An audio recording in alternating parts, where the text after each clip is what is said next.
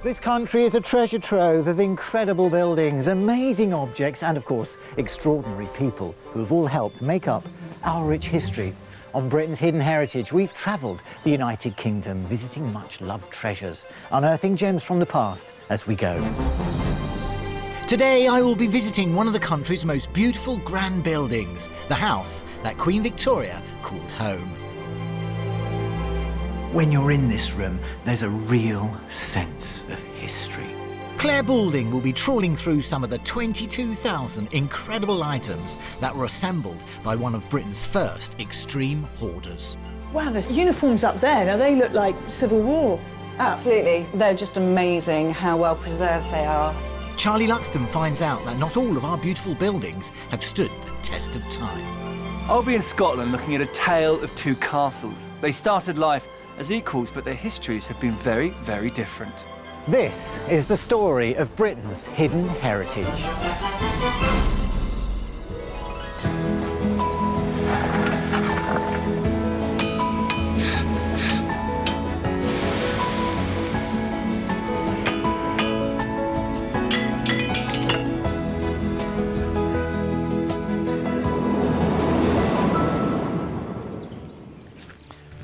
When Queen Victoria married Prince Albert in 1840, they had the choice of 3 royal palaces to live in: Windsor Castle, Buckingham Palace and the Royal Pavilion at Brighton.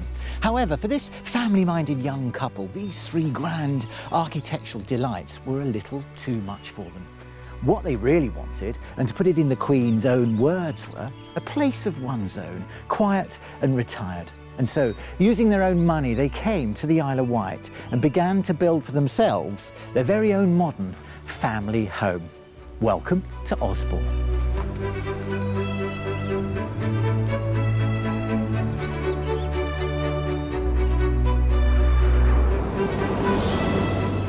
Queen Victoria knew and loved the Isle of Wight after holidaying on the island as a child, and she and Prince Albert were both determined to buy a property here.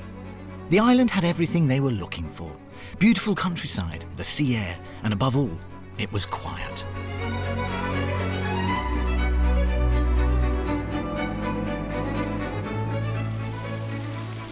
With the coming of the railways, it was now quick and easy to get here from London, and yet it still had the remoteness and the privacy that the Queen so sought after.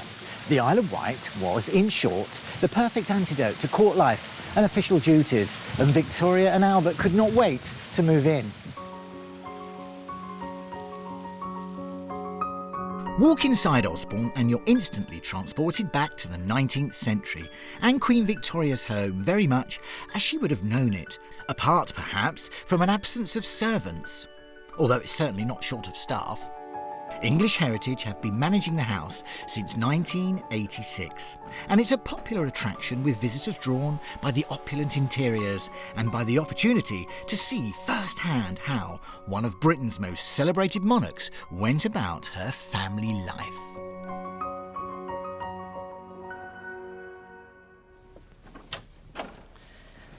Now, while the staff get ready to open up the house to the general public, I've got the opportunity to have a tour all to myself. Now, this is the door that the guests and officials would arrive at to enter the building.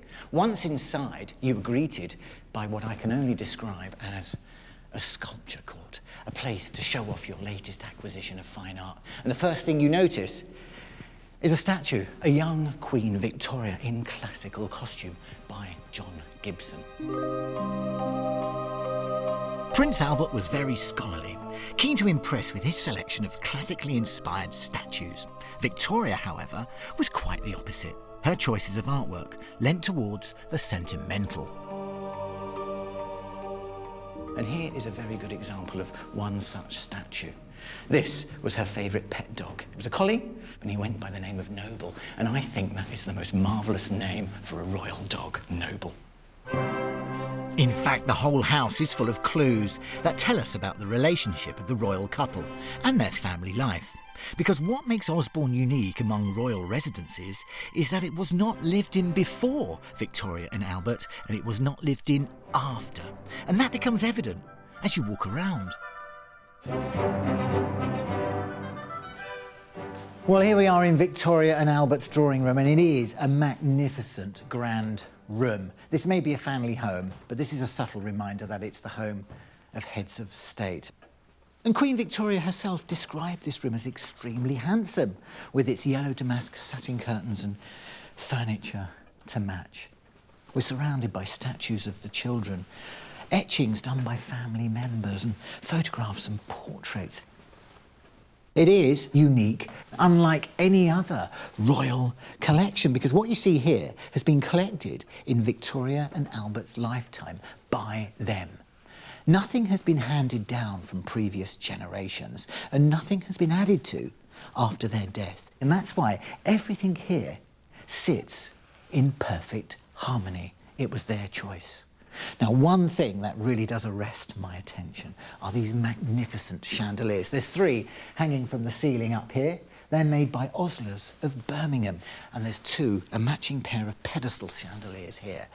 First exhibited at the Great Exhibition in London in 1851, an idea conceived by Albert himself to promote artisans and craftsmanship in this country. And he actually oversaw the design of these ones, and with that royal seal of approval, Oslers went on to dominate the high-end manufacturing market.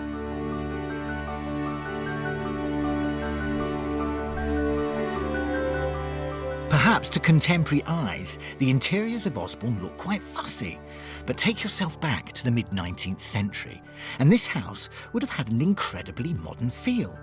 Victoria and Albert, like any other young, well-to-do family, wanted to stamp their own sense of style on their family home. From the outside, Osborne towered over an estate of 342 acres. At the time, it was quite a radical design, and that was totally down to Prince Albert himself, with the aid of London builder Thomas Cubitt, who was employed to bring the Prince's vision to life.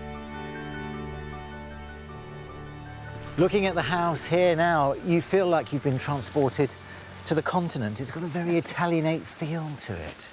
Yes, it has. Prince Albert was very well travelled. He'd done the Grand Tour, he'd visited Italy, and when he came here to Osborne, it's said that the view across the Solent from here looked like the Bay of Naples, and so he really wanted an Italian style. He worked closely with the builder Thomas Cubitt. Was it on a day-to-day basis? Did this thing evolve, or were there sets of drawings and plans for this put in place by Albert? I think they had a very close working relationship. They talked a lot directly one with the other. Albert certainly came up with a very clear brief, and Thomas Cubitt was able to build to that brief and understand on that. time and to budget. That must have impressed his wife, surely. Yes, I expect it probably did. I think he was probably quite keen to do that because, you know, as consort and not king, he didn't really have any official role. He famously said in the early years of the marriage that he was only the husband and not the master of the house. So I suppose, yes, he was looking for a project that he could really sort of, you know, spread his wings. And it's a great place to bring up a family as well. Paradise. Prince Albert out there with the kids, flying kites, catching butterflies, learning to swim on the beach. It must have been absolute heaven. Life at Osborne wasn't just all about Victoria and Albert and a world above stairs. There was a huge team of staff here working exceptionally hard below stairs, keeping this house running to an exactingly high standard. And later on in the programme, we'll be finding out a little bit more about them. But first, Claire Balding has made a trip to the Cotswolds to discover the bizarre collection of an extraordinary man.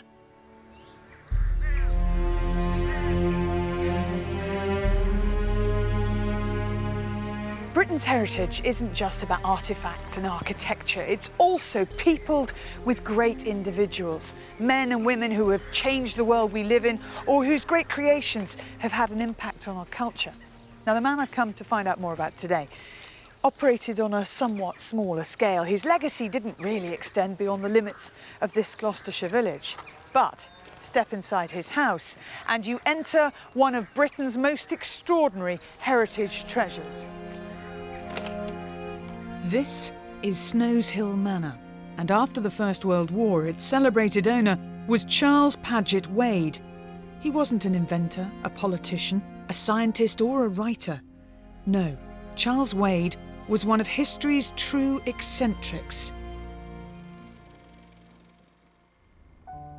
You could say he was Britain's first extreme hoarder.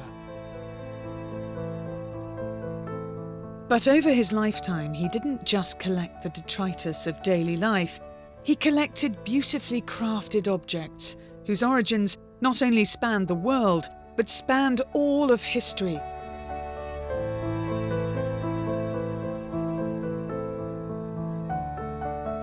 The remarkable collection had been growing since Wade was just 7 years old, a time when his parents were mostly abroad, leaving their son to a rather isolated upbringing in the care of his grandmother. So this is Granny Spencer, who Charles Wade was sent to live with as a small boy in She's quite Oxford. severe looking, isn't she? She is quite severe looking, and this was her cabinet. It's a beautiful Cantonese cabinet. It's showing a bit of wear now, a bit of age. But on a Sunday, Charles Wade as a boy was allowed to look inside here, and he thought it was wonderful. It was like a golden palace. It had all these wonderful objects inside it, and that really inspired his collecting. So he bought his first objects at the age of 7 and then just collected for the rest of his life. Luckily for Wade, he inherited a fortune before he was 30. His father had been a wealthy sugar merchant, which gave Charles the means to buy and restore this old Cotswold Manor house. This was to become the home of his collection, and for the rest of his life his Latin motto applied to everything he did: Nequid pereat, let nothing perish. So is there any method to this, or is it just a collection of things? Oh, there's definitely a method. It's all about colour, design and craftsmanship. So all of the objects that are collected are handmade, handcrafted, lovingly made, and that's really what inspired Charles Wade to collect. Now there seems to be a very strong Japanese influence in a few things around the house, and this is a good example. That's right. This is a 19th century carving of a mask maker, and it was made by a man called Hananuma, and he's carved out of a solid piece of wood, and this was Charles Wade's favourite object. What's the hair? It's actually human hair individually inserted. You can see the veins that protrude, you can see muscle definition. It's an astonishing piece of work. And also the tiny mask that he's holding, that is so delicate.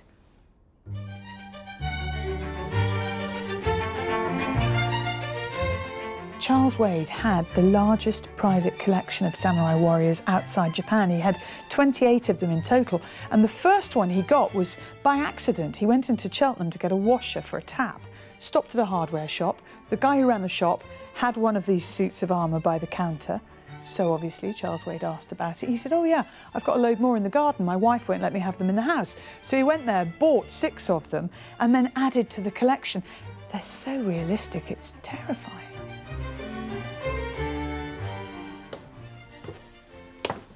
Just so much stuff. Wow, there's uniforms up there. Now they look like Civil War.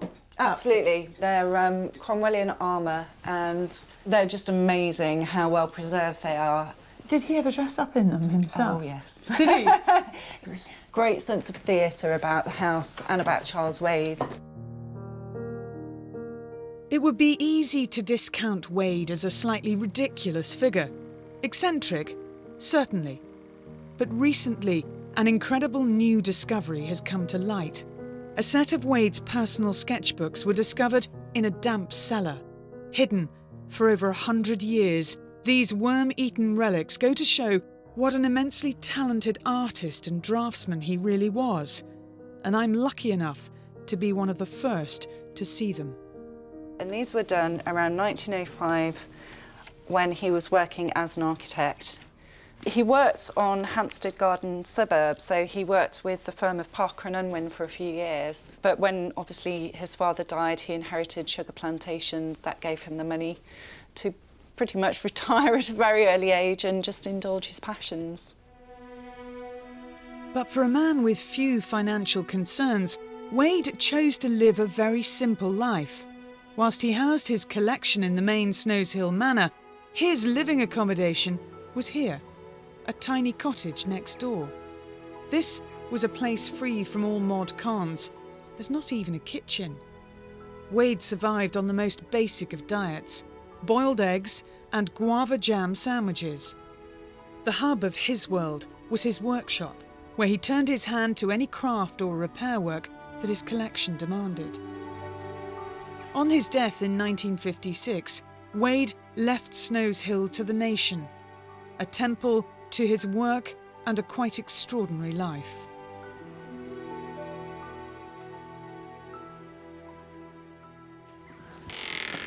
That is the most extraordinary place, and there's no doubt that the more time you spend in there, the more it rewards you, because there are so many fascinating objects and there are little hidden treasures behind panels. It's just intriguing. And it may be that Charles Wade didn't build anything of great significance, but that is a life's work of art. And without people like him, the world would be an infinitely duller place.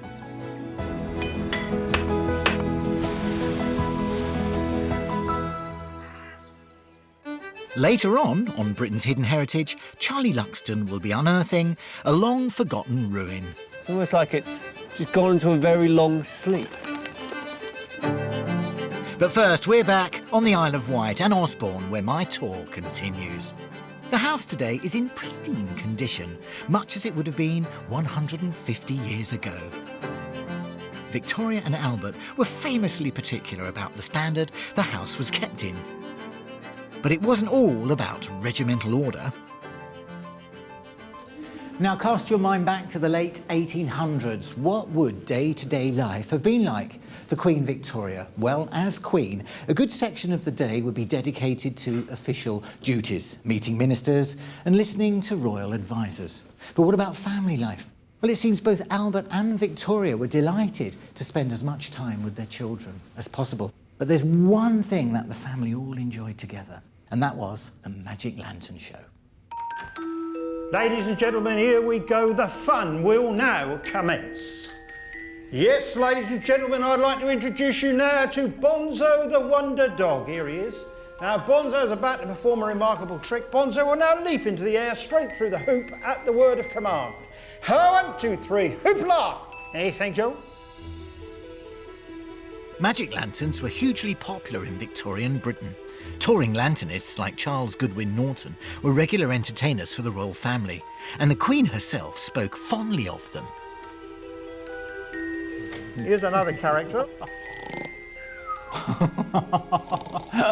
There's a little mouse is going to go in his mouth. Oh, you guessed. Oh, here's another one. Oh, I didn't know he was going to eat it, though. Yeah, of course. You can see this would appeal to the whole family, couldn't you? Yes. This must have been, in its day, though, like early television. Probably quite scary with moving pictures for the very first time. Yeah, I think so. And actually, the magic lantern goes back to the middle of the 17th century, believe it or not. The first mention in this country is in Pepys' diary, about 1666. He went to see a magic lantern demonstration. What we're looking at now, the projector you've got here, is this the sort of kit that was available at Victoria's time? Yes, it was. It's called a biunnial lantern because it has 2 lenses. Mm-hmm. So you could do things like transformations, superimpositions, all kinds of wonderful effects. And all these were available to buy at the time, weren't they? Yes, to buy, and by the 1890s you could hire them as well.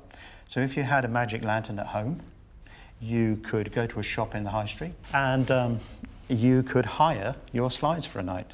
Do you know the sort of slides that would amuse Victoria? There are references to shows given here at Osborne House, in fact, to Victoria. And we know she liked a particular story set called The Two Magicians, or Mystify and Company. It tells of these 2 rival magicians who happened to be partners in the same company.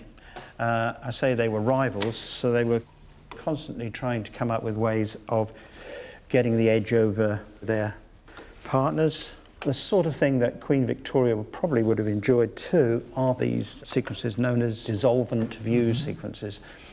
Here's a typical one. This is a watermill, for example. You could turn winter into spring as the snow melts.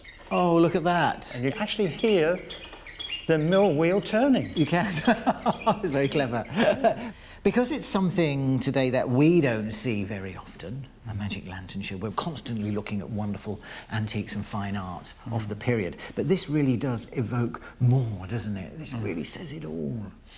Well, it's a time capsule in many ways, a visual time capsule, because you can not only see the history of the Victorian period through the magic lantern, but see it as the Victorians themselves would have seen it. Exactly, and seeing it being operated and the whole performance that you're putting on as well. Life for Queen Victoria and her family was without doubt one of privilege. What the Queen wanted in her day-to-day life, she would get. Which meant having a large team of behind-the-scenes professionals ready to jump. Now, I've come down below stairs to the servants' quarters. This would have been a hive of activity in its day. Everybody working hard. The laundry would have been down here, the kitchens. You can imagine, especially at meal times, pots and pans clattering, footsteps going to and fro. The Queen would not come down here. But there's one room in this basement area that you would get a great deal of peace and quiet. Bizarrely enough, it is the lift operator's room. And you have to remember, it would have been dark down here as well. So the lift operator had to operate the lift manually by pulling this rope. The Queen would instruct a page to say she was getting in the lift and she was about to ring the bell.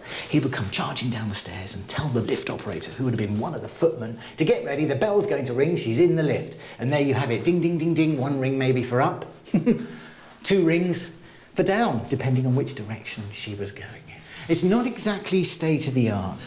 Let's face it, she was the Queen of England, but it did work. The Queen and her family would often spend over 100 days a year at Osborne, and when in residence would bring a lot of extra staff. Ladies in waiting, footmen, advisors and guests. Downstairs, particularly at mealtimes, the place had to run like a well-oiled machine. How many staff were employed here at the house, Rowena? It did change, but it was between about 80 or could go up to as much as 120. So what would have taken place in this room? It looks rather an unusual room. Well, this is for the table deckers. Their job is specifically to make sure that upstairs in the dining room, everything is perfect. Not just how the knives and forks are laid. They'd have a ruler to do that. They would be absolutely precise. But it's the timing of these complex meals. I mean, you've got to have up to 8 courses at a banquet, and everything has to come out hot, which at Osborne is quite a feat because the kitchens are almost half a mile away, as it were, in the other direction, because Queen Victoria didn't like the smell of cooking anywhere near her or anywhere near in the house. So they have a little hot trolley that they have to trundle along. I mean, it's almost like Heathrow here with food landing and going. So it was non-stop? Yes. Now, what's this room? There's a rather large table there. Well, this is the hub of the table deckers room, if you like, where most of the activity went on. So this is where you plate up? Yes. Right, You've got your plates here and straight to the table. That's it, plate up and up those stairs? Yes. It is a lovely dinner service. Is it complete? Actually, it's not the original dinner service. Isn't it, really? No. After Queen Victoria died, it's tradition, really, in the royal family that the sort of standard dinner services, as you can see, it's got the Queen's cipher here, because they're not likely to be used again. The perk, as it were, for the servants is that they take pieces of it. But it means that when we came to try and reproduce what the Queen had, there was nothing left. We didn't know what there was here. Presumably a lot of the staff lived here on the island, so maybe a lot of it is still here? Oh, I do hope so. I hope one day someone will turn up and say, this is a plate we've got in the attic, or my grandmother had, is this from Osborne? And then we would have something that we knew was from here. From Queen Victoria's beautiful dinner service to the immaculately kept fixtures and fittings, English Heritage have done an incredible job bringing Osborne back to the condition it would have been in 150 years ago. Not all our historic houses have fared so well as this one. Our reporter Charlie Luxton has made a trip to Scotland to find out what happens when fate is not so kind to a country house. Welcome to the blustery Ayrshire coastline and the rather wonderful Culzean Castle. It's one of the best-known country estates in Scotland, one of its top heritage attractions. And it's even here on the Royal Bank of Scotland £5 note. The castle was the creation of Robert Adam, arguably Scotland's most celebrated architect. In the 1780s, he had an almost free rein to design and build Culzean as he saw fit. From the outside, it's a dramatic castle with square turrets, endless crenellations, and a drum tower overlooking the sea. Inside, it's a fine country mansion with Adam's plasterwork and personally designed features.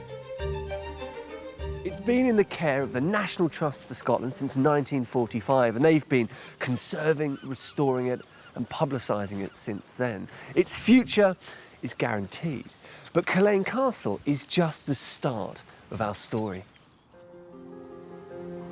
Not all of our country houses have fared as well as this one. Since the start of the 20th century, Britain has lost over 1,500 significant properties. They've been abandoned, gutted, and usually demolished. Every corner of Britain was affected, including right here in Ayrshire. Now, I want you to fix a picture of this place in your mind's eye, because Culzean has a sister, another castle, hidden, neglected, and forgotten. It's time for me to head inland in search of a rather mysterious property. The name of the place is Dalwarren Castle, once a jewel in the crown of Scotland's beautiful buildings. Now, if you wind the clock back a couple of centuries, Culzean and Dalwarren have a lot in common. They're owned by the same wealthy family. They're just a few miles apart, both designed by the fair hand of Robert Adam. But since then, they've taken a very different path, and this is it here. And that is quite extraordinary. Look at that.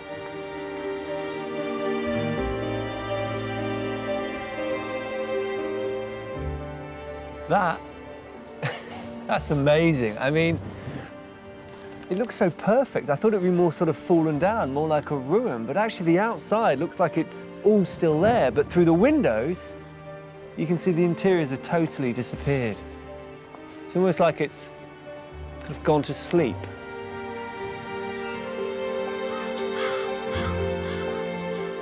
The family who originally commissioned Dalwarren stayed for a century, until financial problems led them to sell their Robert Adam showpiece. The castle's life in the 20th century was anything but settled, until ultimately the main building was left empty. The shell of Dalwarren has remained pretty much untouched since the late 1960s, when the last resident took the decision to remove the roof. You see, the cost of upkeeping the castle had become too much to bear, and by removing the roof, they made it uninhabitable, and therefore they were no longer liable to pay rates. The building and its land remain in private ownership, and as you can see, visitors are not normally welcome. Hello, Willie. But Dalwarren's neighbour, who's also one of its recent owners, has agreed to meet me.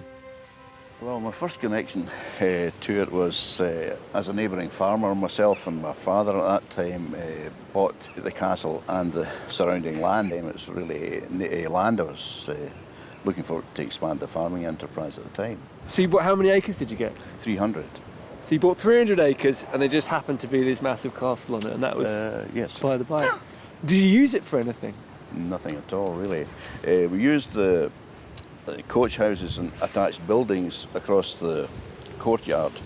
I indeed stayed there for the first 17 years of my married life. Did your kids play in there, sort of, in there? Well, we tried to discourage them, but... I bet you they did, didn't they? I bet you, that would be brilliant. They did from time to time, yes. Did you do anything to actually sort of preserve the castle itself? No, nothing whatever. There wasn't a lot you could do with it, actually. The roof was taken off about 5 years previously to us buying the castle. I'm fascinated by the idea that for at least 50 years now, this architectural treasure has been of no value other than the price of the land on which it stands.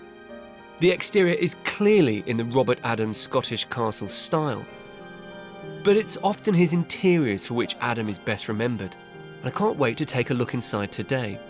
Showing me round is historian Michael Davis, who has written extensively on mansions and castles in Ayrshire.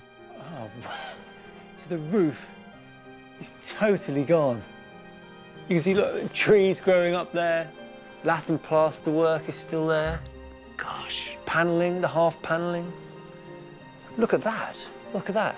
Spiral stair going right up. Look, there's the railings up there. There's certainly one thing for sure with this place. It's certainly not as Mr. Adam intended it.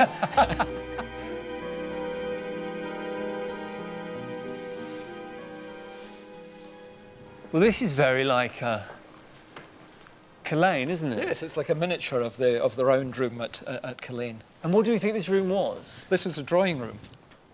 This whole cylinder it really consisted of a whole series of circular rooms. And on the top floor was, in fact, the library. The view up there would have been amazing. Yes, yeah, I can, in fact, vouch for the fact that it was amazing because I've been up there in the 1980s when I visited Dalhorn, and I was able to stand on the landing and I could look straight across to the windows, and there were still even carved Adam bookcases clinging to the sides of the walls, defying gravity.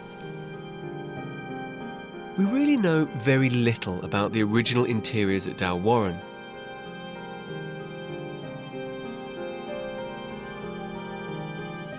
But we can at least imagine interiors here to match those still found at Culzean Castle,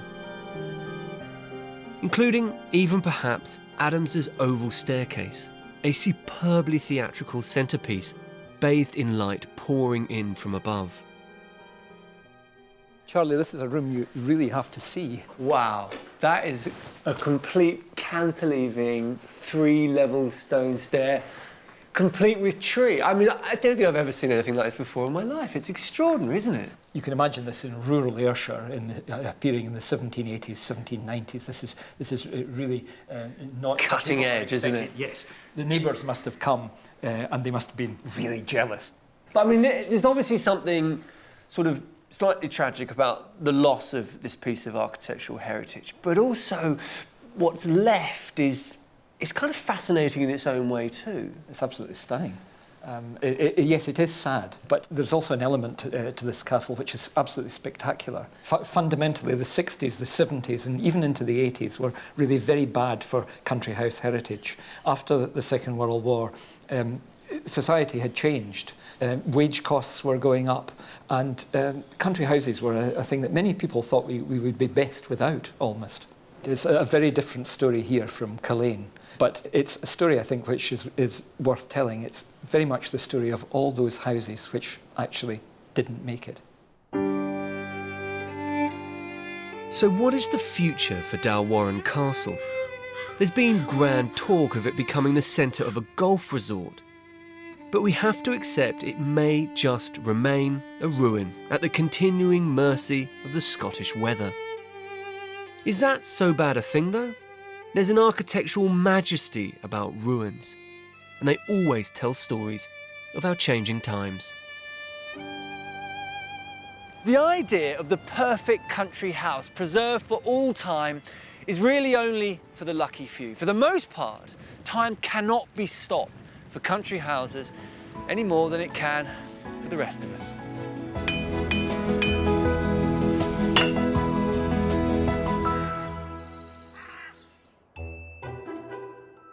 Back on the Isle of Wight, my behind-the-scenes look at Osborne continues. One of the most recognisable architectural features of the building are its twin Italian Renaissance-style towers. One built as an observation platform where the view over the grounds and the coastline could be enjoyed. The second tower to incorporate a rather magnificent clock. Definitely not frequented by the royals, as access is through a cupboard door.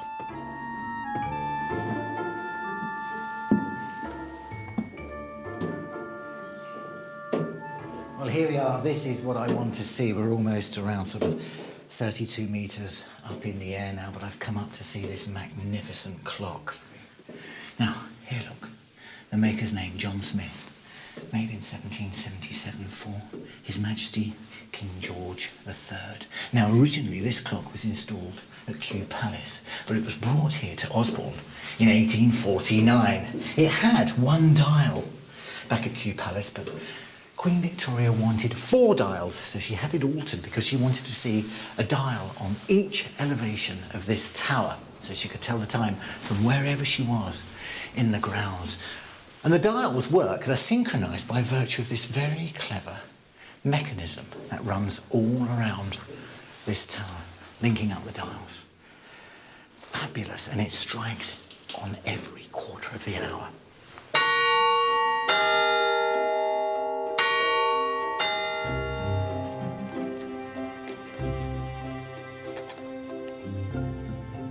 The views from the clock tower are quite outstanding, but this seemingly natural beauty was in fact given a helping hand by Prince Albert himself. He and builder Thomas Cubitt didn't just design the beautiful terraces that sit beneath the royal apartments, they completely reshaped the whole landscape in order to give it an idyllic sweeping view down to the sea, an enormous task in the days before mechanical earth movers. In Victorian England, the seaside was becoming increasingly popular.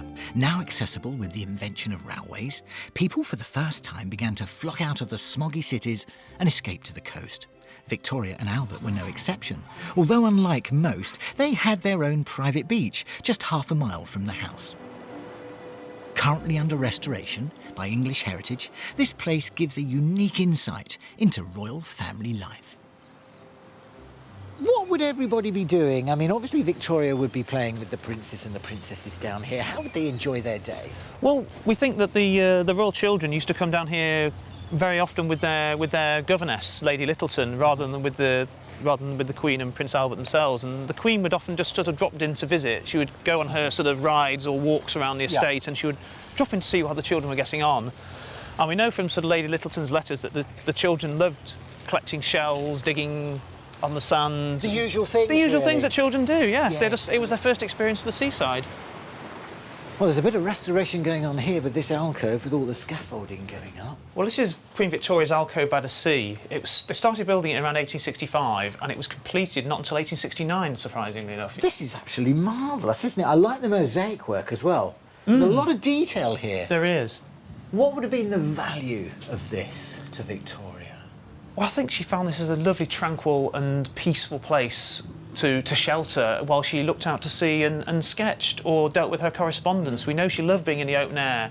She had a number of her watercolours we have here which show pictures of the area near to the beach, and this one is showing the valley footpath leading down to the beach, and you've got the Queen's children there all busy decorating, adorning their houses with flowers. And then we have another one here. This is the actual beach here we're on. This is, yes, to the view down to the beach there with a little boat just offshore. And then I think we have one down here. This is a more sombre view here for the period after the death of Albert, where she's gone to much more sort of like loose brush strokes and much lighter shades. She was very well trained by people like Edward Lear and William Leach, who was her drawing master, who came down here and gave her lessons in watercolour drawing, and she became a very proficient artist. She's very good.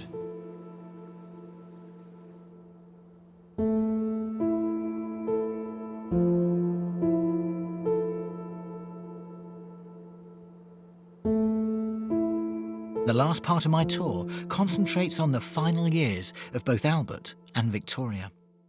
The death of Albert at the age of just 42 had a devastating effect on the Queen. The perfect family life came to an abrupt and untimely end, and this family home became a retreat and a place of mourning. The private sitting room and the bedrooms of the royal couple are perhaps the most moving of all the rooms at Osborne. They were sealed up to all but close family members for 50 years, and since then they've been kept just as they were at the end of the Queen's life. Now, this does look more like a family room, slightly more cluttered, lived in, but that's what you'd expect. Yes, up here in the private apartments, it's like a little flat almost. And yes, lots of clutter. It's these two writing desks. Obviously, is this one the Queen's? Queen's on the left, yeah. Slightly more cluttered. Yes. Albert's a little bit more minimal. Yes, yes. Now, most people's sort of preconception of Albert and Victoria, slightly prudish, yet there they are, sitting together, side by side, looking up at 10 beautiful, naked, semi-naked ladies. Yeah, I mean, this was a birthday present from Queen Victoria to Prince Albert. I don't know whether she was trying to sort of loosen him up a little bit, perhaps. Hey, look, there's somebody in the bushes there. Look. I mean, that shows a sense of humour, doesn't it? That really does. Yes, Let's talk about the happier times, because obviously this was a family room. And the children would have been allowed to play in here, which was quite unusual, because children of a similar status, let's say, born to other heads of state, would have been far removed from these quarters, wouldn't they? Oh, yes, and similar Victorian houses of this period, there would have been a completely separate nursery wing miles away from the parents' quarters. But no, that wasn't the case at Osborne. The children were very integrated into the daily life of the Queen and the Prince. The nurseries are immediately above us here, for instance. We know from references in the Queen's journals that the children were allowed into this room. And, so their toys would have been in here and sometimes in their little seats and chairs. Yes, exactly, yes. Oh, that's lovely. It just goes to show what a family-orientated, loving couple they were. It's impossible not to be touched by the haunting atmosphere that still pervades this part of the house. Over the years, many stories have grown up around Albert and Victoria, but enter their private quarters at Osborne, with their belongings sitting virtually untouched for over a century, and you get a true picture of this devoted couple. And Michael, this is Albert's dressing room, but it looks more like a study. Well, it was a study, really. It was a cross between a study and a dressing room. And it was here that Albert came first thing in the morning to go through his papers and his correspondence and so on. Was it love at first sight when they first met? Perhaps not at first sight, but I think it's second sight. That's pretty good going, isn't it? Yes. I mean, famously, I think Queen Victoria wrote in her journal after the second time that she met Albert at Windsor that she beheld Albert, who is beautiful. Let's just talk about his death, 1861. I mean, it was a particularly bad year for the Queen. 1861 wasn't a good year for Queen Victoria. Her mother died in March, and Albert, of course, died on the 14th of December. And just days after Albert's death at Windsor, the Queen retreated straight away down here to Osborne. Did she suffer from depression?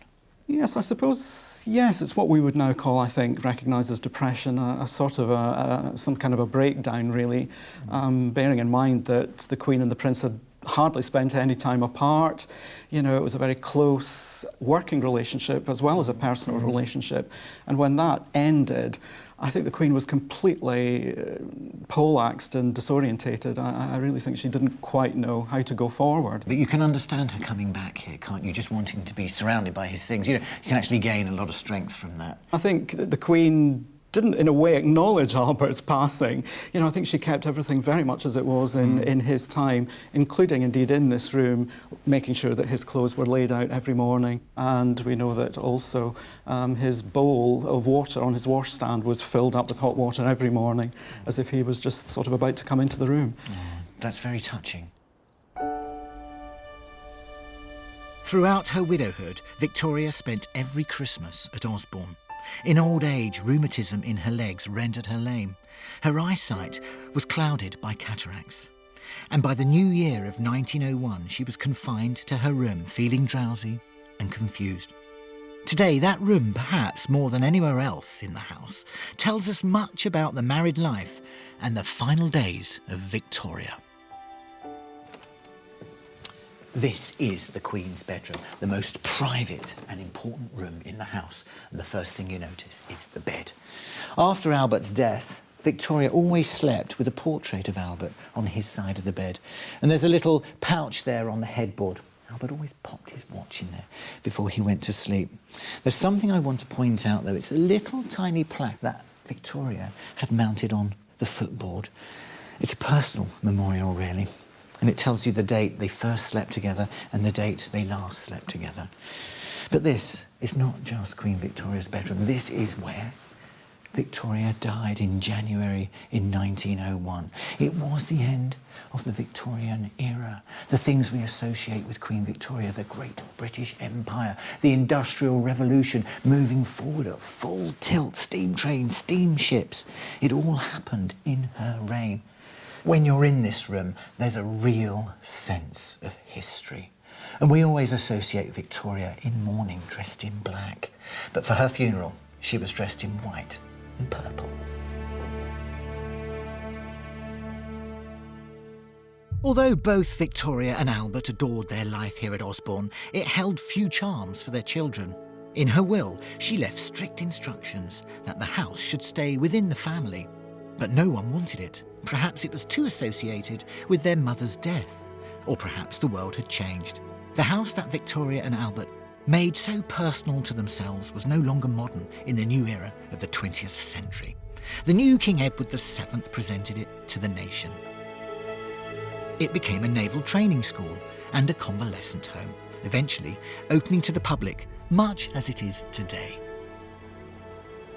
Osborne is, without doubt, one of Britain's most elegant stately homes. The building, the grounds and the setting are simply stunning. But for me, what makes Osborne such a powerful part of our heritage is the intimate story it tells us about Victoria and Albert, their attention to detail and their desire to create for themselves a perfect family home, and of course their love and affection for their children.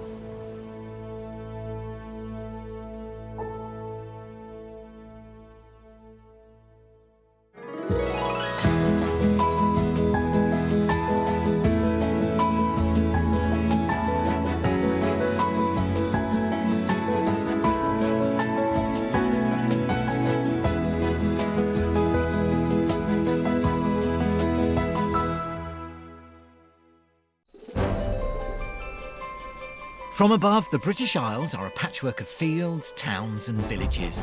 But hidden amongst them are our heritage secrets, the remains of our industrial and social past. And of course, those jewels in the crown, our country houses.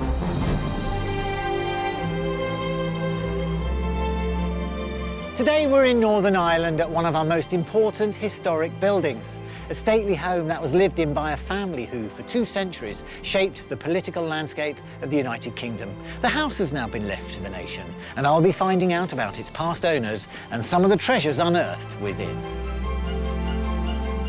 Also, Claire Balding will be in the Midlands, taking a close look at some of the finest stained glass ever made. I don't quite know what I was expecting, but I wasn't expecting this. Charlie Luxton travels to the Lake District, where he'll be celebrating one of the unsung heroes of the Industrial Revolution. Once upon a time, these seemingly inconsequential pieces of shaped Lakeland timber were fundamental to an industry that led the world. This is the story of Britain's hidden heritage.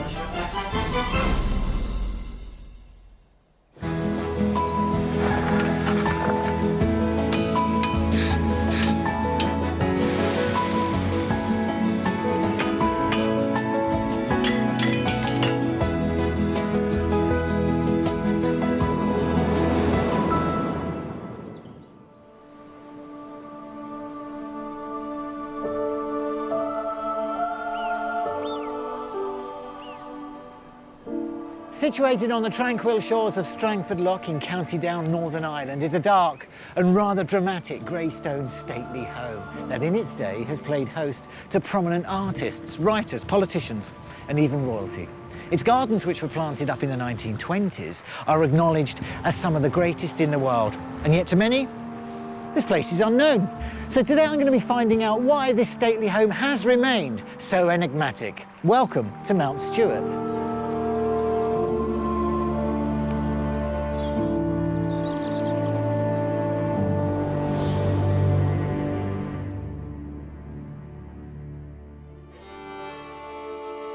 Since the 18th century, Mount Stuart has been the home of the Stuart family, holders of the title, the Marquis of Londonderry. The estate itself was first acquired in 1744 by Alexander Stuart, a Presbyterian Scot who made his money in the linen trade. The initial house was just a small part of the splendid building that stands here now. A relatively modest beginning for a family who became legendary for the style and scale of their hospitality and their influence over almost 2 centuries of British and Irish politics. It took quite a while for the house to expand to the grand scale that we see today. Most of the family's money in the early years was spent on forwarding their political ambitions. However, all that was about to change when the third Marquis came along. He married one of the wealthiest women in the country, an heiress to a coal and railway fortune in the northeast of England. So the newlyweds went on a spending spree here at Mount Stuart.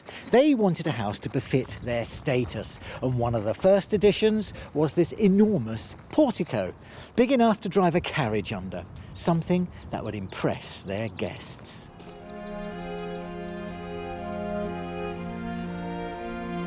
The house and gardens are now owned and run by the National Trust, but members of the family do still reside at Mount Stuart, giving the place a real lived-in country house feel.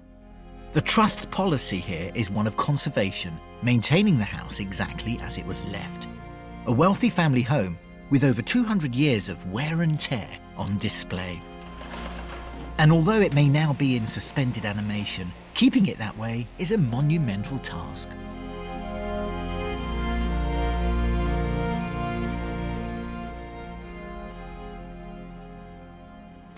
It's the staff preparing for the arrival of the public today, place setting the table with all the family silver. Let's go and have a chat to them.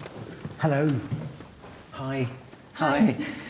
You're both National Trust staff here, aren't you? Yeah. How many of you are here, based here? Well, myself and Louise are 2 full-time staff members. That's all you've got, just 2 full-time staff members? 2 full-time and 2 part-time. They do the morning clean. The conservation team come in and help us care for the collection every morning. You've got all the family silver in your hands there. So does this come in and out every night?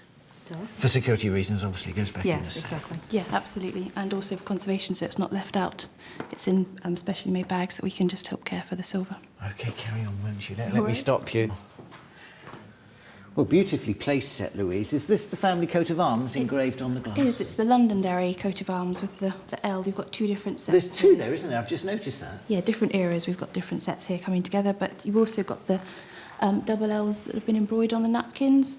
They were Edith, Lady Londonderry's coat of arms, and she had them all embroidered on all of her different sets, so she could mix and match. Would the guests in their day have eaten off the silver plates, or would there be a plate put on top of it? As far as I can tell, then looking at the usage on the plates, they would have eaten off of them. All the scratch marks are there from successive generations eating on them. So, yeah, very much a used service.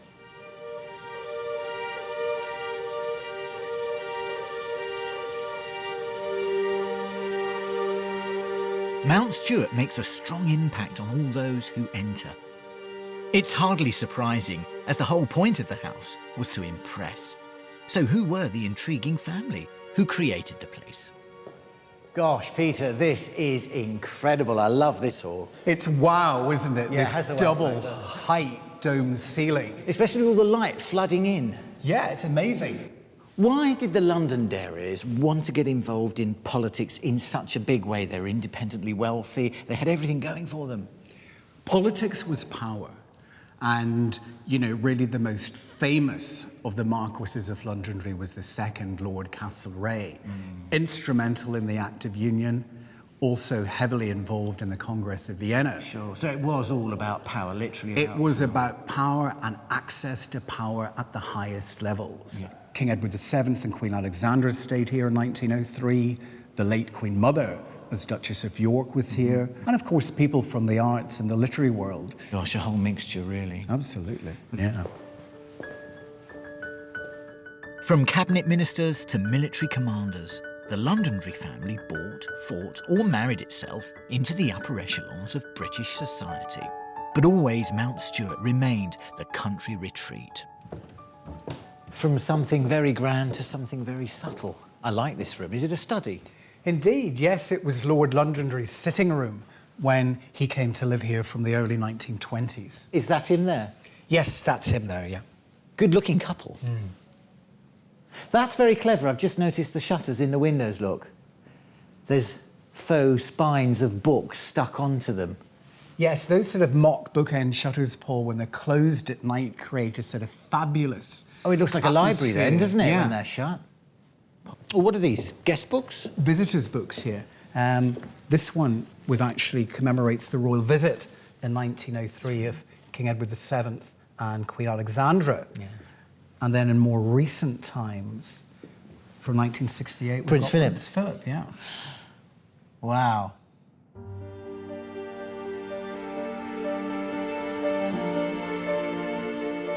Mount Stuart has a wonderful feel about it, with many generations of the Londonderry family having lived here, all making the place their own. There's a sort of historical mishmash of furniture and paintings, fabrics and colours, but they all work as a whole, held together by centuries of good taste. Many of the contents are family heirlooms, handed down through the years, but some are national treasures, like this set of 22 unassuming early 19th century chairs, which hold an incredible story that harks back to 1814 and the second Marquis, the famous Lord Castlereagh. He was instrumental in creating a lasting peace in Europe through his contacts. He gathered together the European leaders in what he called the Congress of Vienna. It was the end of the Napoleonic Wars. This peace lasted for almost 100 years, right up to the First World War. So it was an incredible moment in European history. But to get 22 European leaders sitting down talking was absolutely remarkable. And guess what they sat on? These 22 chairs. Each chair was carefully allocated to a delegate and later embroidered to record who sat where. So this one is the Duke of Wellington's. You can see his armorial there. And that one's Lord Castlereagh's. That early Congress system became the precursor to the United Nations. How incredible is that?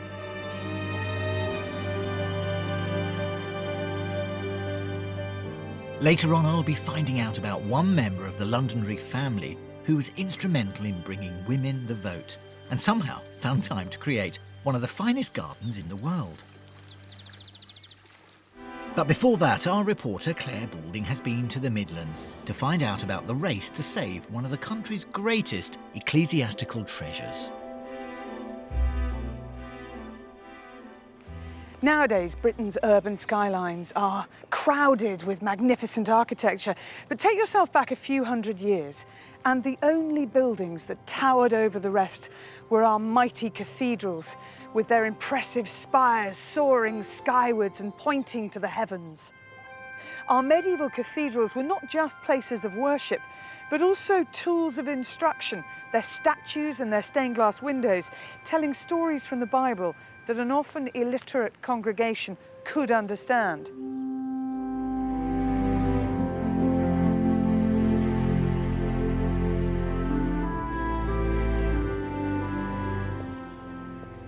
But the windows in this cathedral tell more than just a biblical story. They tell a tale of a race against time, an historic drama, and a European treasure that only exists because of the dedication of one man.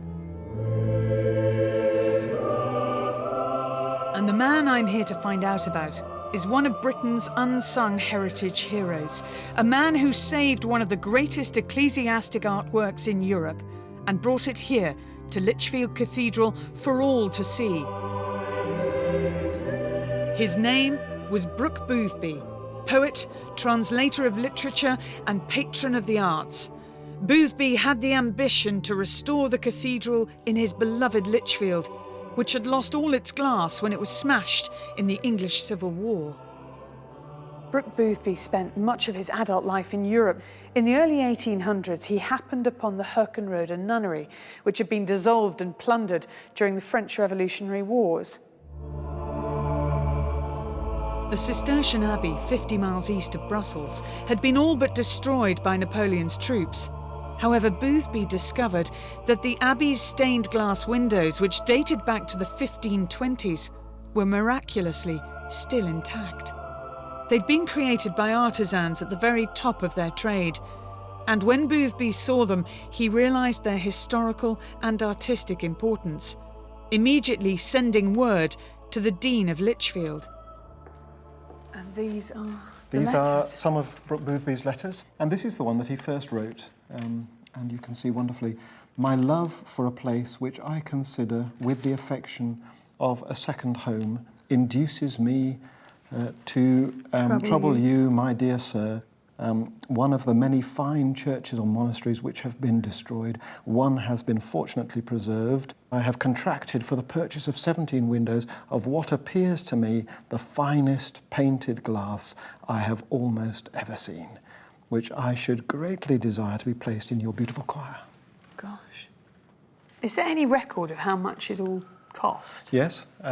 Altogether, the glass and the transportation came to £200, and he was very particular that he expected the cathedral to reimburse him for £200. So it was an interest-free business transaction, but he didn't want to be out of pocket. Once installed, the beautiful windows drew admirers from far and wide.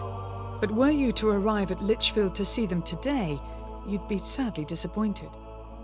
Where is your great Herkenrode glass? Yeah, don't panic, it's not here, but it is coming back. We took it down in 2010 for some absolutely essential restoration work. So it's all gone? I mean, all 7 windows dismantled piece by piece and packed away now for the conservation that needed to be done.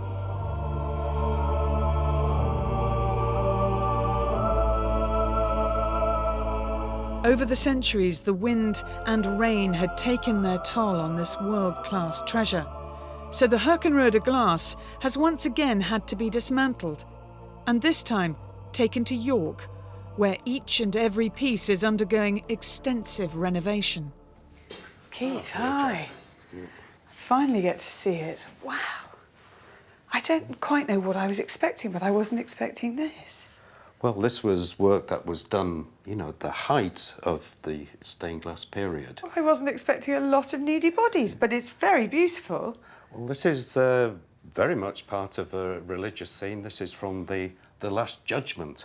And you can see from the expressions on the faces that these are ones looking in hope and sort of joy and probably go up to heaven. And yet these are the ones that are being judged and they're distraught and they'll be going down to hell. As artwork, does it move you emotionally? It certainly does, because this is art, as far as stained glass is concerned, at its peak. When the glass returns to the cathedral, it will for the first time sit behind a protective layer of clear glass, which allows Keith and his team to remove some of the excess lead that had been put in over the years to repair leaks and cracks, but which had been obscuring some of the artwork.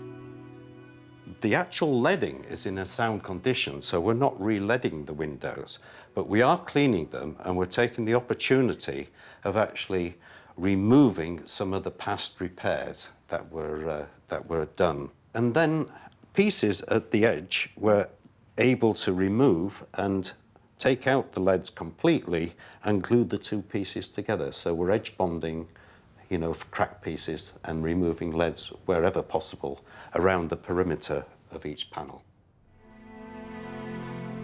The restoration of the glass panels began over 2 years ago, and it's estimated it'll take another 3 years before they're ready to be reinstated in Lichfield.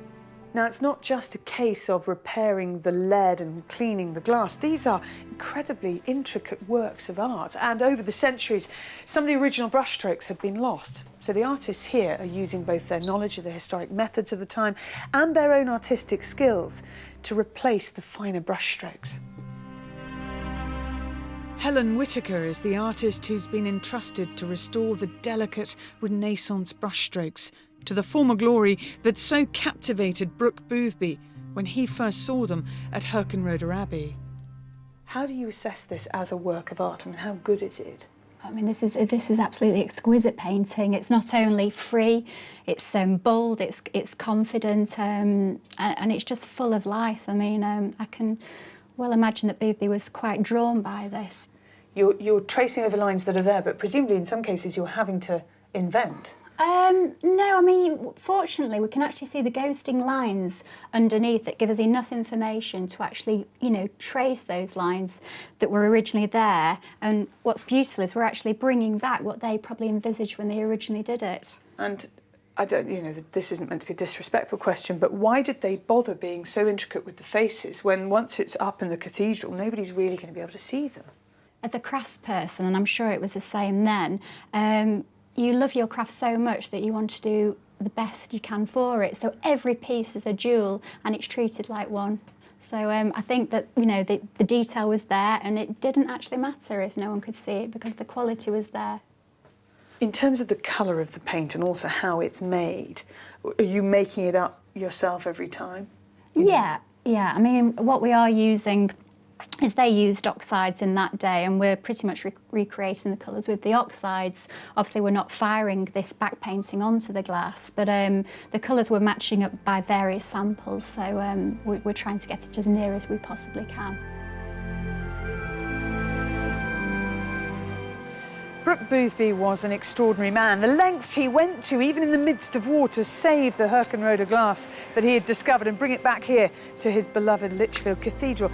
And the exciting thing is that now the glass enters a new chapter, and very soon it will be reinstated here to be enjoyed for centuries to come.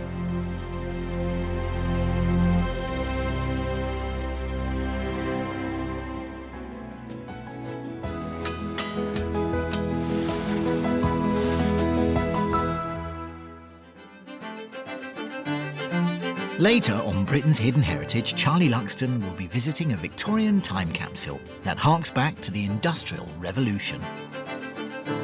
You gonna make it? Yeah, yes, brilliant. But first, we're back in Northern Ireland, where my tour of Mount Stuart continues. Home to the Marquesses of Londonderry for 250 years, it's a house that is full of history. But there's one person in the family, above all others, whose passion for the house and gardens shines out. And that is Edith Lady Londonderry, the wife of the 7th Marquess. From the 1920s to the 1950s, she transformed the place from what had become a dark Victorian house into a comfortable early 20th century country home. Isn't it nice to enter a room, Maureen, through a secret door? It is. Children love this door.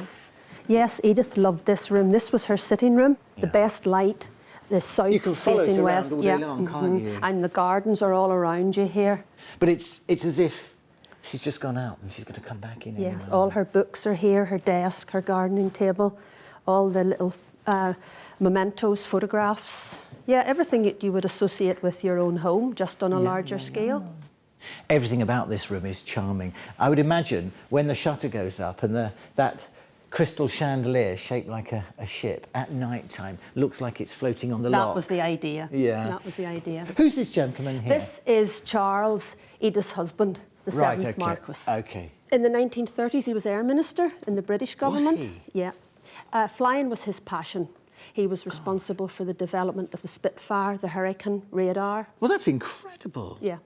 The more you find out about the Londonderrys, you realise it's a family steeped in history, don't you? Oh, it is. They were very powerful and very influential. Lady Edith is strikingly beautiful. She was a very attractive and commanding presence in any room. Not only was she a great social hostess, she was a political hostess and was credited with founding the Women's Legion during the First World War. Yes, I get it. The end result of which was women in Britain got the vote in 1918, and it was in no small measure due to Edith Lady Londonderry. She was the driving force behind a lot of women's suffrage. Perhaps Edith Lady Londonderry's finest legacy here at Mount Stuart are the celebrated gardens, ranked amongst the greatest in the world, and as you wander around, you can soon see why.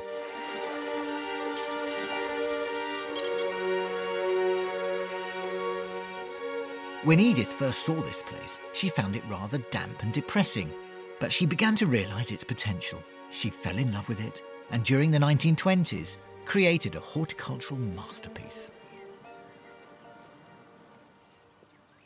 Neil, this is such a beautiful place. You must love your job. I do, yes. I mean, to work here is such a privilege. Every day's a joy. It is. Did she design all of this herself and plant it up, or did she have professionals in? Well, she did. She did it all herself, and she had some books for inspiration. Yeah. And she really copied a lot of things and adapted a lot of things. And really, you know, the whole garden is her expression, her artistic expression. So, yeah, she did it all herself. Well, this is the Gardens of Italy by Country Life in about 1920. And Edith's just sketched little ideas. This is this exhedral bench that we're sitting on here. Just sketching things out, and basically she'd give that to her guys to build. On the back of an envelope? Yeah, Look a at little that. envelope. Isn't that lovely? Yeah. Well, this is nice. It is, yeah. This echoes this too. Yeah, but this is actually the balustrade. If you look at the pots and the balusters. So she's actually taken that as the design for the balusters there. From the gardens of Florence. Yeah. So it's stunning to see. And then the garden diaries Edith kept shows her evolution as a gardener, really. But in 1926, she came up with some stunning colour schemes. Look at this. Oh, this is really nice. And this is all handwritten and hand-coloured by hand. But the actual one that she's most proud of, I think, is this one here, this sort of sunburst. This is the eastern It's like an side. aerial view of what she's Well, she proposing. did go up onto the roof and Did she? And look down? Look down on it. So we're using this colour scheme again, using half the plants that she used and half that I think she'd like had she been alive today. Yes. But if this were just a colour scheme, you'd think that was fine in herbaceous plants and bulbs. Yeah. But actually what she was going for and was most proud of was not just herbaceous plants, but also shrubs, standard trees and pyramid-grown trees and standard trees in amongst the herbaceous plants. So it's got a very strong vertical plane. So you just get a sense of how beautiful, and the way she used colour, you know, in a French impressionistic way. It's incredible, the attention to detail in this garden. It's just mind-blowing. Yeah, it gets you on every level, as well as the planting and the colour and the beautiful shrubs, which often you wouldn't find anywhere else growing outside in the British Isles.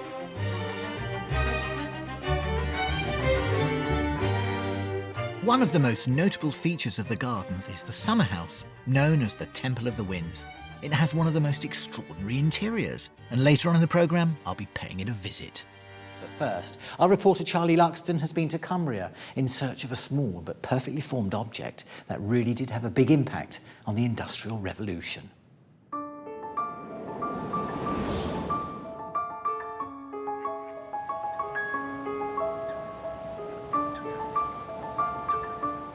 The majestic site of Windermere, the largest lake in England and one of the centrepieces of the Lake District.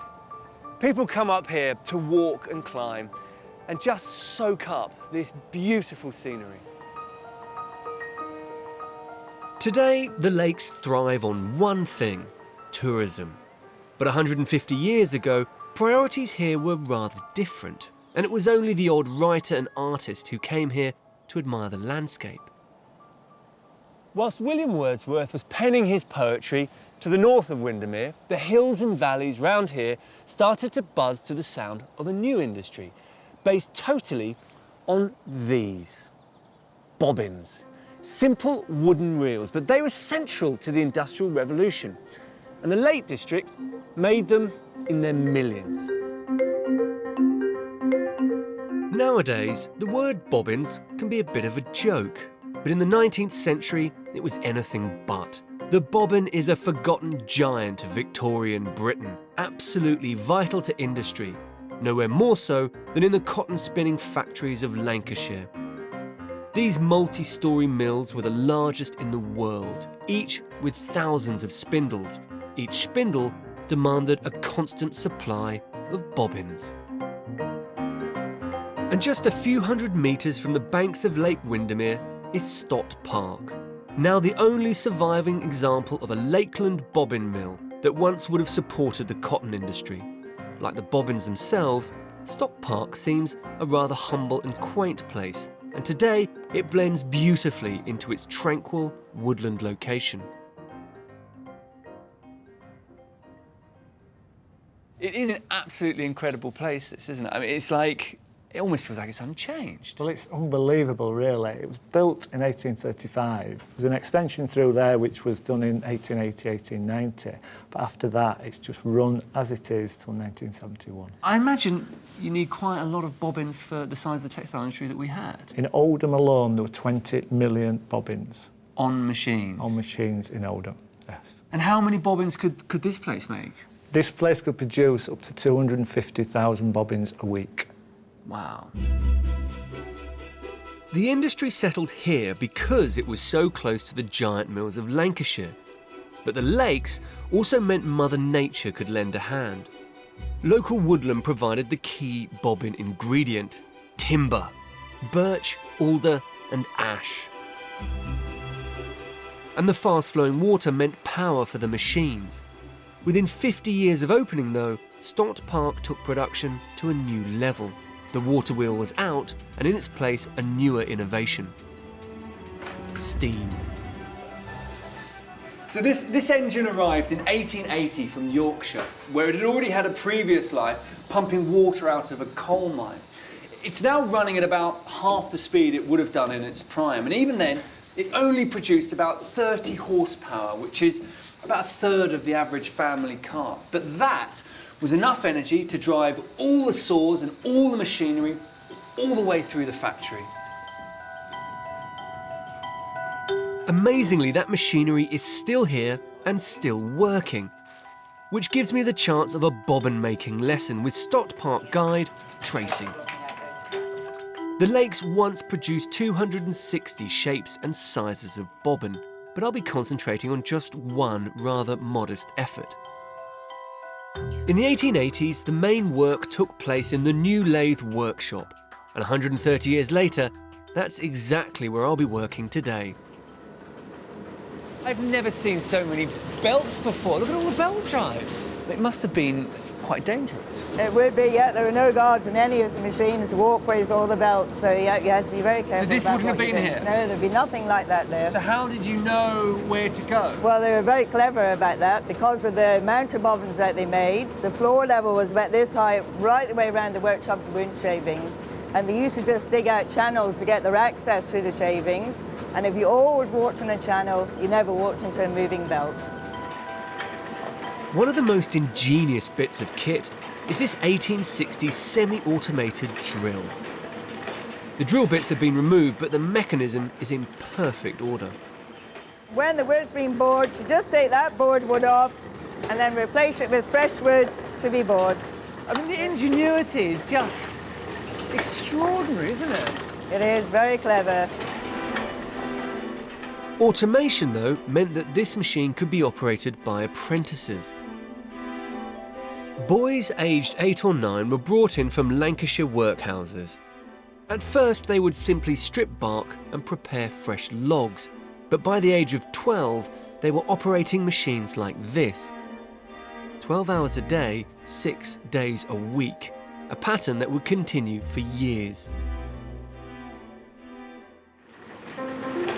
With a hole now drilled through the block of wood, it's time to create something that looks more like a bobbin. So that goes on there. Yeah, you're going to bring the back tool in first, slowly.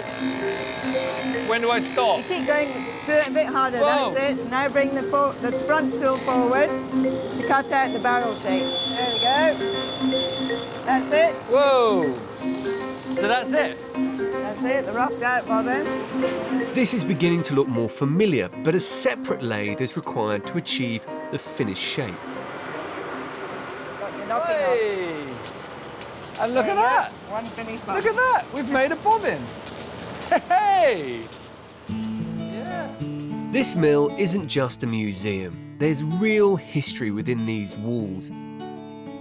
Being here is as close as one can ever get to experiencing this lost industry of the lakes. Today, Stott Park is still dusty and noisy and just dangerous enough to feel exciting. But imagine what it was like in the late 1800s in its heyday. During the Second World War, they diversified production to make the wooden rungs for rope ladders and the handles for shovels. Later on, they would make egg cups and yo-yos and skipping rope handles. And they were still producing bobbins commercially until 1971. But Stott Park is lucky to retain the expertise of someone who remembers the active days of the industry. David Steely worked at a nearby mill from the age of 15. I made a bobbin. What do you think of that? Good. Good as mine. Is it? I mean, how many of these do you think you've made in your life? Oh, thousands. I should say millions, actually. Millions? I mean, how many did you make a day? Roughly on that one, around about 1,200 A day? a day. Was there a real sort of camaraderie amongst the people you work with? I mean, did you enjoy it? Oh, yeah. Oh, you've got to enjoy it, otherwise you get bored. You had to enjoy it. And what was it like as the mills were closing down? Did it really feel like the end of an era for everyone? Oh, it did. You thought you had a job for life. They always want bobbins. But no. It was the age of plastic that finally killed off the Lakeland bobbin industry. And of the 60-odd mills that once existed, this is the only one left intact. Stock Park may now only produce the odd souvenir bobbins for people like me, but I love the thought that this tranquil corner of the world was once a powerhouse of production. And while industries rise and fall, it shouldn't stop us remembering that once upon a time, these seemingly inconsequential pieces of shaped Lakeland timber were fundamental to an industry that led the world.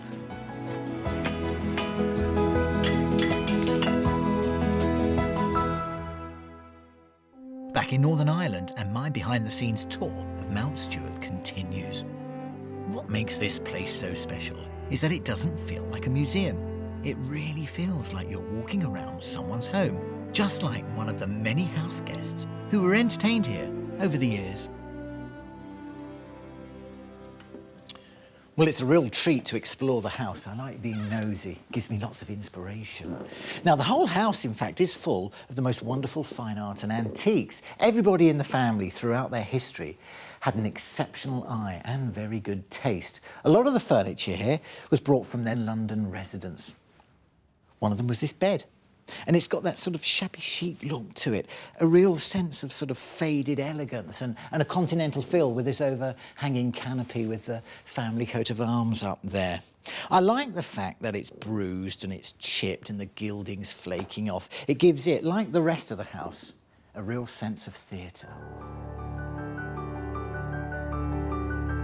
But of course, sometimes the line between well-worn and worn out is a fine one.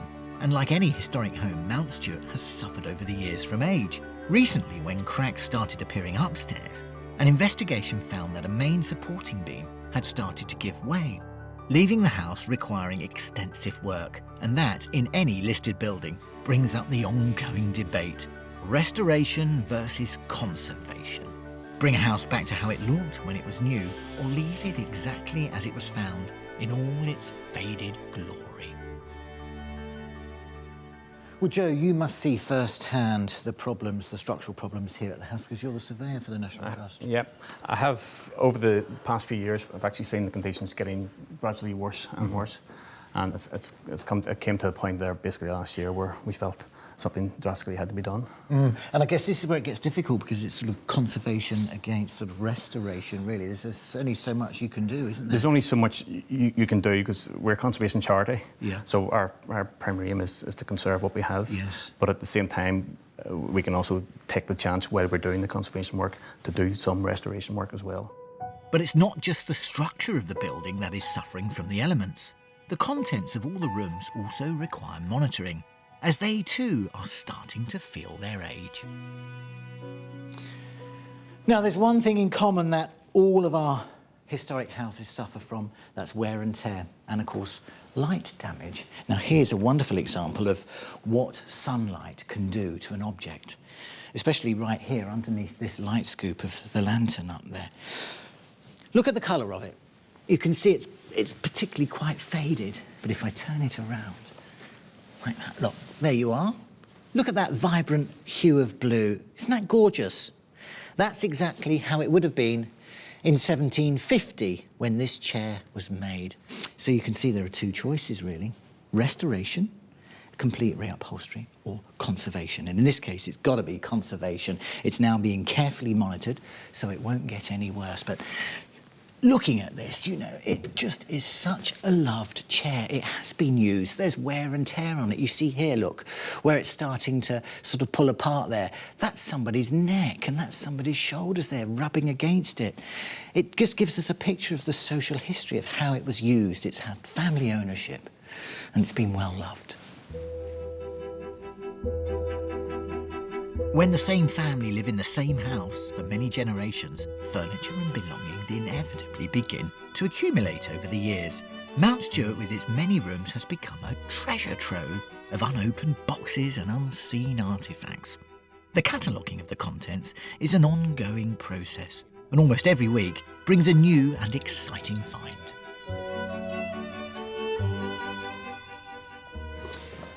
So with only half of the house open to the public, it leaves a lot of rooms to discover lots more treasure in. Absolutely, it's quite exciting. Lots of costume, lots of other bits we're uncovering. Very exciting time to be able to get it on show. And you're finding this on a daily basis, are you? Reasonably, yes. OK, can we have a look inside Absolutely. here? What have we got? Da-da. Wow, look at that. Whose was that? This is Frederick IV, Marquis of Londonderry. He was a Knight of the Order of St Patrick, and this is his robes. As you can see, you've got the sash of the order. When does this date back to? 1856. Gosh, it looks like it was made yesterday, doesn't it? Look, fabulous, quality isn't it? of the needlework there. Can I touch this? Please do. It's a wool, isn't it? It's a brushed wool. It's brushed wool, and this feels the metallic thread here, all the detail. Again, details on the shamrock and the crown being part of the chivalric order. Oh, look at the lining. It's Yeah, very that's really rich. nice, isn't it? Padded. But it's the richness of the red that's as bright today Nice as it was jolly 150 scarlet. years ago. Yes, yeah. Of course, once each new find is uncovered, the challenge for Mount Stuart's custodians is like with the rest of the house to keep it in its current condition for future generations to enjoy.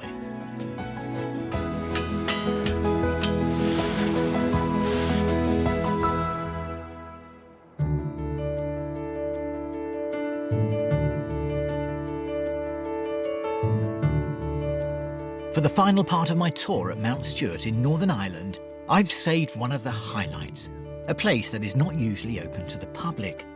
Standing to the east of the house, with fine views across the loch, is the Temple of the Winds. It was conceived by the first Marquis as a centrepiece for garden parties and outdoor entertainment. It is, in short, a summer house on a classical scale.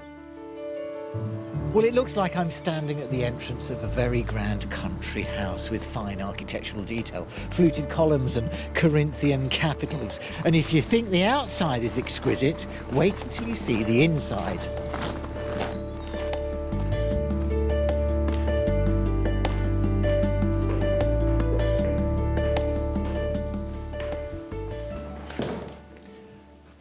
Oh, wow.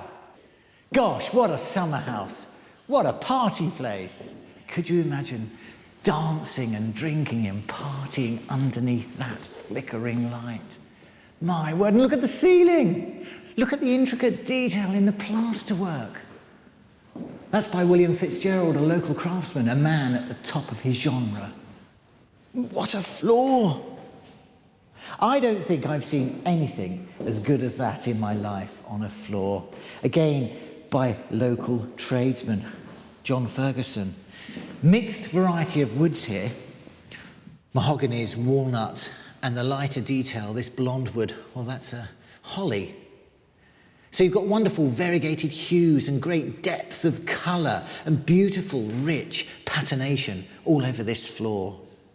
This is spectacular, and it really has stood the test of time as well. God, what a privilege to come here and see this.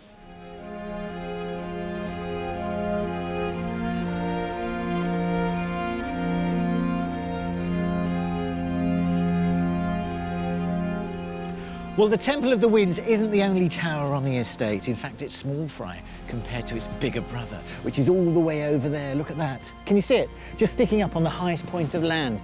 And it gives you an idea of just how large their estate was, because that was built on their land, look. It's massive.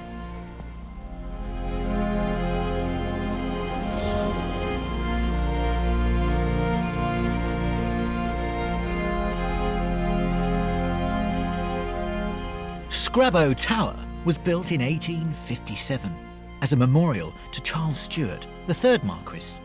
He was one of the Duke of Wellington's generals in the Napoleonic Wars and the great-grandfather of Winston Churchill. Interestingly, the tower was built by subscription from local tenants. It tells much about the regard in which the Londonderry family were once held, but also how, as the 20th century arrived, their aristocratic world was destined to change. Well, it certainly is an impressive view from up here. I can understand why the tower was positioned here, so you can see it across the loch when you're looking out the windows at Mount Stuart. I mean, it's the highest point, isn't it? Yes. And it is impressive once you're this close. Yeah. Why was it built? Well, it was built as a mark of gratitude to the Londonderry family for their role as landlords in the famine, the Great Potato Famine. And it would have been those tenants who during the famine would have been very dependent on the goodwill of the landlord to see them through very difficult times, obviously.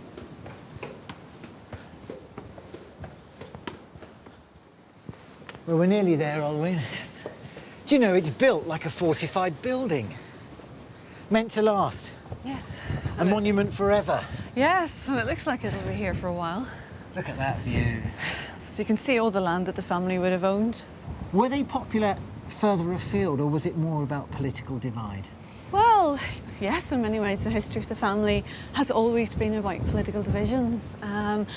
The 7th Marquess of Londonderry, as Minister for Education in the Northern Ireland government, was very much responsible for implementing an Education Act, which in some ways was very forward-thinking and sought to introduce non-denominational education here. But this was really weakened very much by opposition, both from the Catholic Church and from Protestant church leaders as well, so never really materialised in the way he hoped it would. Were the Londonderry family seen as outsiders? I think in some ways by this time they actually were. I think the class to which they belonged, the landed elite as it were, was by this stage starting to become seen much more as outsiders. They didn't quite get the political divisions that existed here.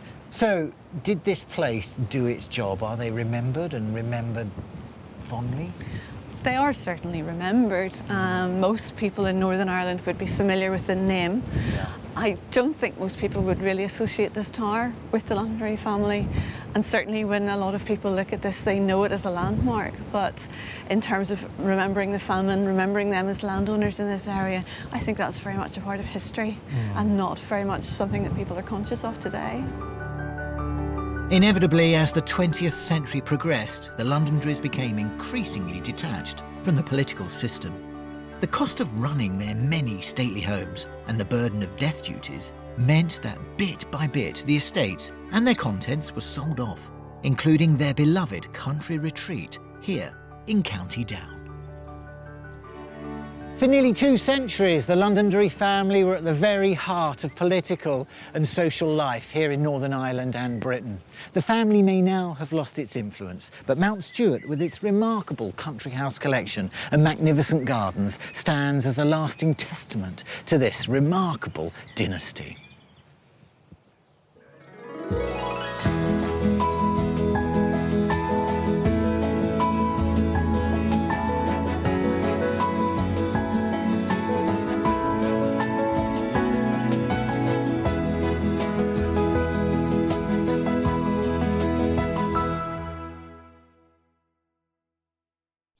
The British Isles are a treasure trove of incredible buildings, amazing objects and, of course, extraordinary characters who've all helped to make up our rich history. We've been travelling the length and the breadth of the country, visiting some of our much-loved country houses, finding out more about our industrial heritage and unearthing stories from the past as we go. And today I'm in Gloucestershire at a medieval castle, where a trawl through the archives has recently unearthed a lost musical masterpiece. This is incredible. Real history in the making here. And it looks so boring from the outside. Also on today's show, Claire Balding will be in the southeast of England, finding out how we know how country houses were decorated in days gone by. It is exactly the same. Everything put in the same position. It's incredible. And Charlie Luxton will be paying a behind-the-scenes visit to an architectural icon of the 1960s. I am now 180 metres above the whole of central London. These are the stories of Britain's hidden heritage.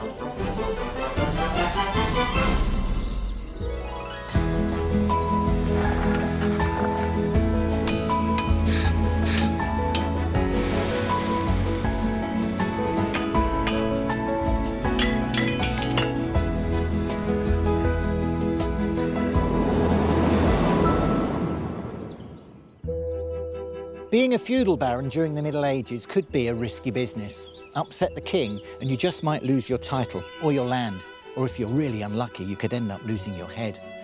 Over the centuries, almost all of these medieval lords, barons and baronets have fallen by the wayside. But one particular family steered a very clever path, and for over 850 years, they've just about managed to hang on to everything they own.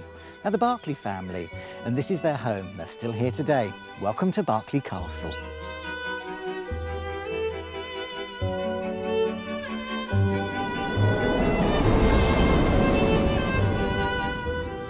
This impressive Norman fortress on the western edge of Gloucestershire has dominated the Vale of the River Severn for 9 centuries.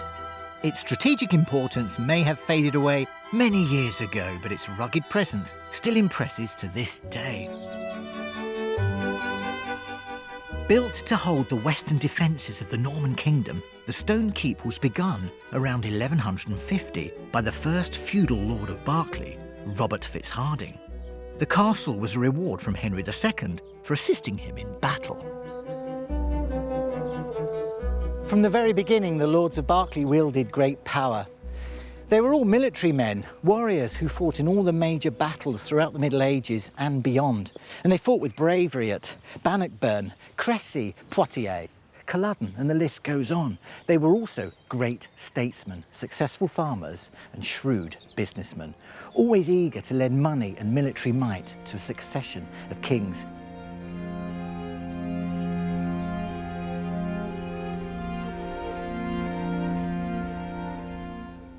The story of the Berkeley family is incredible. How did they manage to hang on to the castle? Basically by staying on the right side of whichever monarch happened to be on the throne at the time. And it was as simple as that, who you rub shoulders with? Absolutely. The Berkeley family were quite astute political movers, and they managed to keep in with the right crowd. Has much been done to the castle over the years? I mean, condition-wise, it was absolutely fabulous. Surprisingly little. Most of the family were very satisfied with the castle the way they discovered it, but in the 20th century, the last Earl did make a number of substantial alterations. And that's when obviously electricity went in and mod cons? Absolutely. The Berkeley family had been living here for 27 generations. Nowadays, in order to help pay for the upkeep of the place, parts of the castle are open to the public, and one of the most impressive attractions has to be the medieval Great Hall. Now, this is a very impressive room. Is this the original Great Hall? Probably not. There would have undoubtedly been a wooden one here first, but this is the most recent, and this was finished in the mid-14th century, about 1355, when the ceiling was put on with these wonderful carved oak timbers, probably all cut on the Berkeley estate. And behind you is one of the most important and unique features of Berkeley. This archway over the door is a Berkeley arch. Do you know, I've never seen that before. I was expecting a Gothic arch like the one we've just walked through. That's slightly more arabesque, isn't it? It's really unusual. Yeah. You only find this in 2 places. You find it here, and you find it in the Bishop's Palace at St David's in Wales. And there's a whole series of them which run along there. They frame all the windows. Are the stained glass windows a lot later, obviously? Yes, they were part of the improvements put in by the last Earl in the 1920s, 1930s, but nonetheless very relevant to the castle, because there are various shields of members of the family of monarchs such as Henry VIII, shield of King John, who laid siege to the castle and captured it and took it away from the family for a brief period. So very relevant to the castle's history. Presumably this room would have witnessed so much throughout the centuries. Absolutely. And one of the most important episodes that happened in this great hall was that the barons from this part of the west of England met here before joining the other barons to force King John to sign Magna Carta. So you could actually say that part of the history of England was written in this very room. From the early Middle Ages through to the Tudors and beyond, the Berkeley lords were never far from the throne, and scattered around the castle are mementos from many significant events that forged Britain's past. The whole place just oozes history, it really does. It's exceptional. I mean, just look at the wall coverings here. Look at this finely woven cloth with this wonderful gold decoration throughout. Reputedly, from the Field of Cloth of Gold, where Henry VIII met Francis I of France in 1520, just outside of Calais, to cement a real friendship after the peace treaty was signed. Now, both these men were very arrogant and show-offs, and it really was an opulent display of wealth. These were tent hangings, and the Berkeleys were there. And the Berkeley presence at important historical events doesn't just stop with Britain's military heritage. They were also great patrons of the arts. It's said Shakespeare's Midsummer Night's Dream was premiered at a Berkeley family wedding. And there's one room in the castle which shows they were not frightened to confront religious doctrine. Now this is the room I want to show you. It's called the morning room, and like all the other rooms here in the castle, it has a fascinating story to tell. It was previously the castle's chapel, and you can tell that by just looking at the design and the decoration of the ceiling. This dates back to the early 1300s, but if you look closely, there's something very special up there.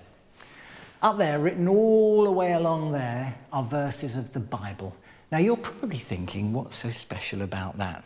Well, if you look closely, you can see they're all written in French, which had been the spoken language of the Berkeleys at the time.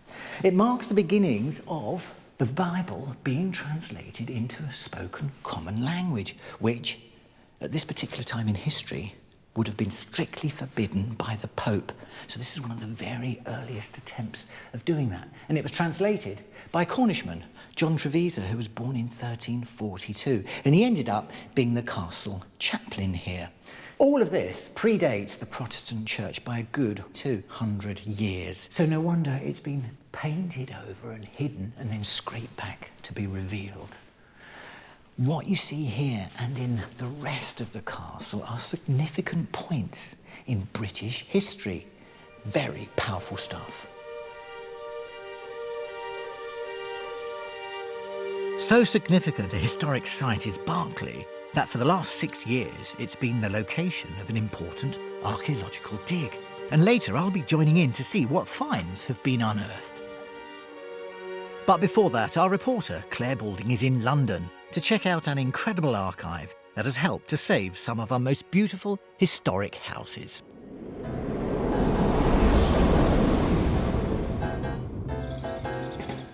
When English Heritage set about restoring the interiors of Eltham Palace in South London, taking them back to their 1930s heyday, where did the research begin? Family archive? Old paintings, perhaps? No. The Heritage Detective's first port of call is not where you might think. Well, I have to say, this is pretty blissful.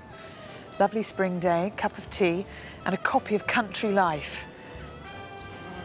Published once a week, every week since Queen Victoria was on the throne. This magazine has been relentlessly documenting British architecture, interiors and gardens, and its photographic archive has become a national treasure. Long before many of our fine historic houses were open to the public, the photos in Country Life were the only way to see inside the homes of high society. Nowadays, organisations like English Heritage and the National Trust are using these photographic records as an invaluable aid to many restoration projects. So today, I'm not in the country, quite the opposite in fact. I'm in London on the South Bank at Country Life's headquarters to find out more about this unique archive collection. John, I think of Country Life as a sort of airbrushed view of the world. You know, every garden is perfect, every painting is straight, everyone looks lovely. How can it possibly be a realistic historical document? Well, it's Britain in its Sunday best, shall we say. There's no doubt about that. It's very much trying to celebrate the architecture and the buildings and show them at their best. The quality of the photographs in here is just so high. I mean, these are fabulous. Well, when it was first published in 1897, it was actually called Country Life Illustrated, because the publisher was fascinated by a brand new technology, which was half-tone block printing, which allowed you to reproduce really high-quality photographs in press for the first time. Do we know anything about the photographers themselves? Well, not as much as we would like, but we do have a particularly good insight into the life and works of one of them, a man called Alfred Henson, who worked with the magazine from 1916. He would install himself, set up his darkroom, and work his way around the house, reorganising interiors to make them look picture perfect. This is in fact a photograph of Henson at Old Rufford Hall, nailing dust sheets to the windows so that there was an even exposure of the interior. So this man is turning the place on its head in order to photograph. One chatelaine of a house said it was worse than burglars having him along. But there's one particular Alfred Henson assignment that really shows how important the Country Life archive has now become. It was a photo shoot that 75 years later proved invaluable in saving perhaps the most outstanding 1930s interior in Britain. To find out more, I'm venturing underground to the Country Life archive in search of an article about Eltham Palace. Ah, this is it. I found you. Hi, Justin. Hi, Claire. Nice to meet you. God, it's cold in here. Keeps everything nice and cool, looks after all the copies we've got here. We've got a complete run of Country Life, dating back from 1897, when the magazine was first published. It's an amazing collection, fantastic to work with. Now I've got a request. OK. Like a really annoying person. I want something quite specific because I know that English Heritage did a lot of work on Eltham Palace, and the research that they did relied on photographs that were in Country Life from an edition in 1937. OK, fine. Just wander down here, 1930, 1932, and here we go, 1937. This is it, is it? This is it, so let's have a look. Now I think the article that I'm after was in May. Right. May the 29th. OK.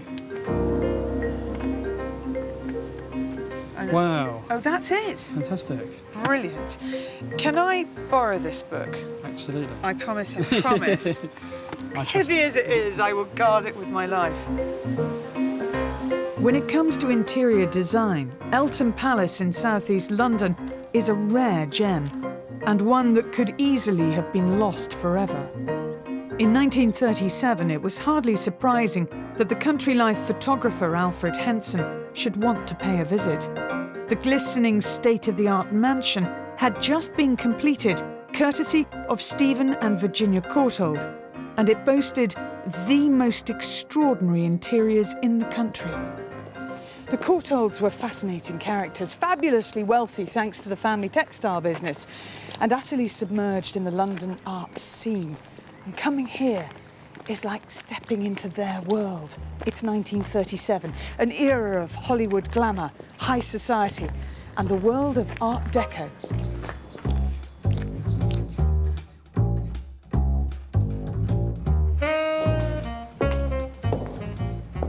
Wow, this is absolutely stunning. It's like walking into a film set. Eltham's entrance hall has been returned to 1937. In fact, to the very moment when Alfred Henson pressed the shutter on his camera. And it's just as well he did, because within 8 years of taking these photos, the Courtaulds had fled their home overlooking war-torn London, and for the next 50 years, this building was taken over by the army. Eltham Palace and its fabulous interiors parted company. But in 1995, English Heritage assumed responsibility, and with the Country Life photographic record to guide them, set about recreating the world of the Courtaulds. We could actually be on Alfred Henson's shoulder. I mean, it is exactly the same. Everything put in the same position. It's incredible. We wanted to put it back as people saw it in 1937 in this article. So these photos were absolutely crucial in helping us to do that. What he's managed to do is create this amazingly luxurious ocean liner feel to this room and put it in print. All over the house, it was a similar story. In Virginia Courtauld's bedroom, one photo revealed her choice of armchair fabric. This design was recreated with new chairs upholstered using 1930s techniques. In the dining room, the bird's-eye maple veneer table and chairs were recreated by furniture makers in Rugby. And finally, the famous Marion Dawn carpet at the entrance hall, made once again by hand in Donegal, Ireland, and lined up just as it was in 1937. What we need to be careful of with Country Life photos and with using them as historic documents to recreate, we have to do it with that knowledge that they were staged. So we were also lucky enough to have an inventory of the house from slightly later, from 1939, which lists lots of things in this room that we're sitting in that don't appear in the photograph. But it's interesting because it actually increases the influence of Henson on the heritage picture we have now, that he is as much a part of this and of how we view it historically as anyone else. Today's Eltham Palace is like a stage set, still touched by the hand of Alfred Henson. But his meticulous and comprehensive coverage has enabled a dedicated team of conservators to recapture a most unusual heritage treasure. So often, we can only get a taste of what periods in history must have been like. But here, the full Art Deco glory of the 1930s is back. All too often we think of heritage as being about buildings and objects, but what I've seen today, an almost secret stash of photographs buried in a Thameside basement, holds an intrinsic value of its own, because those photographs are the key, not just to recreating the accuracy of the contents here, but also in bringing to life again the spirit of a place like Eltham Palace.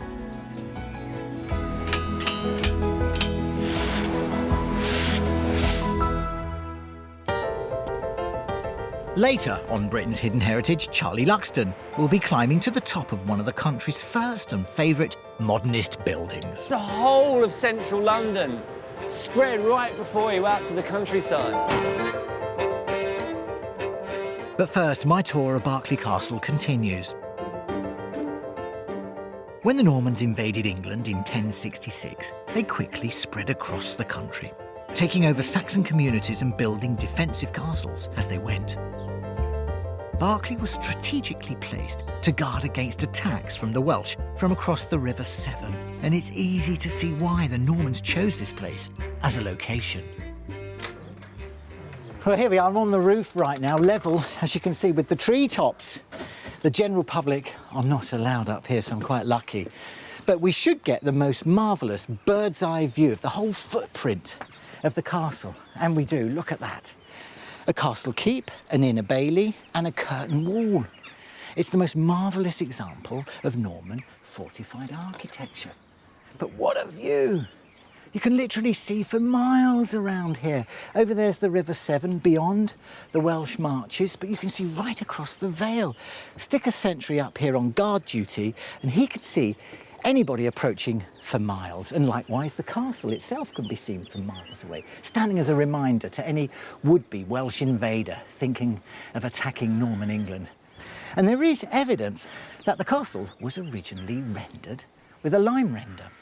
And it's there, look, it's that creamy render just around the window. So from a distance, this whole castle would have looked brilliant white against this lush vegetation of the landscape, standing out as a beacon, a symbol of power and strength. Little is known of the community that existed here before the Normans took over.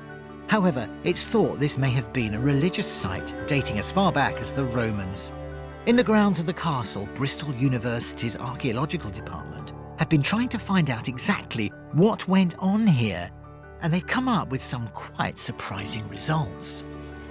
Paul, nice to meet you. How are you? That's a big hole. It is, it is. We've been digging here now for, about 6 years on and off, and we've got some amazing archaeology in this trench.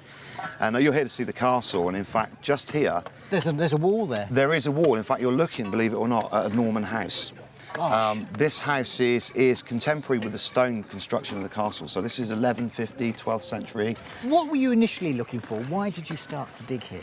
We were interested in the Norman landscape and actually the earlier Saxon landscape. And what I'm trying to work out is what happens when the Normans arrive. And the castle's in a really strange place at Berkeley, right up in the back corner.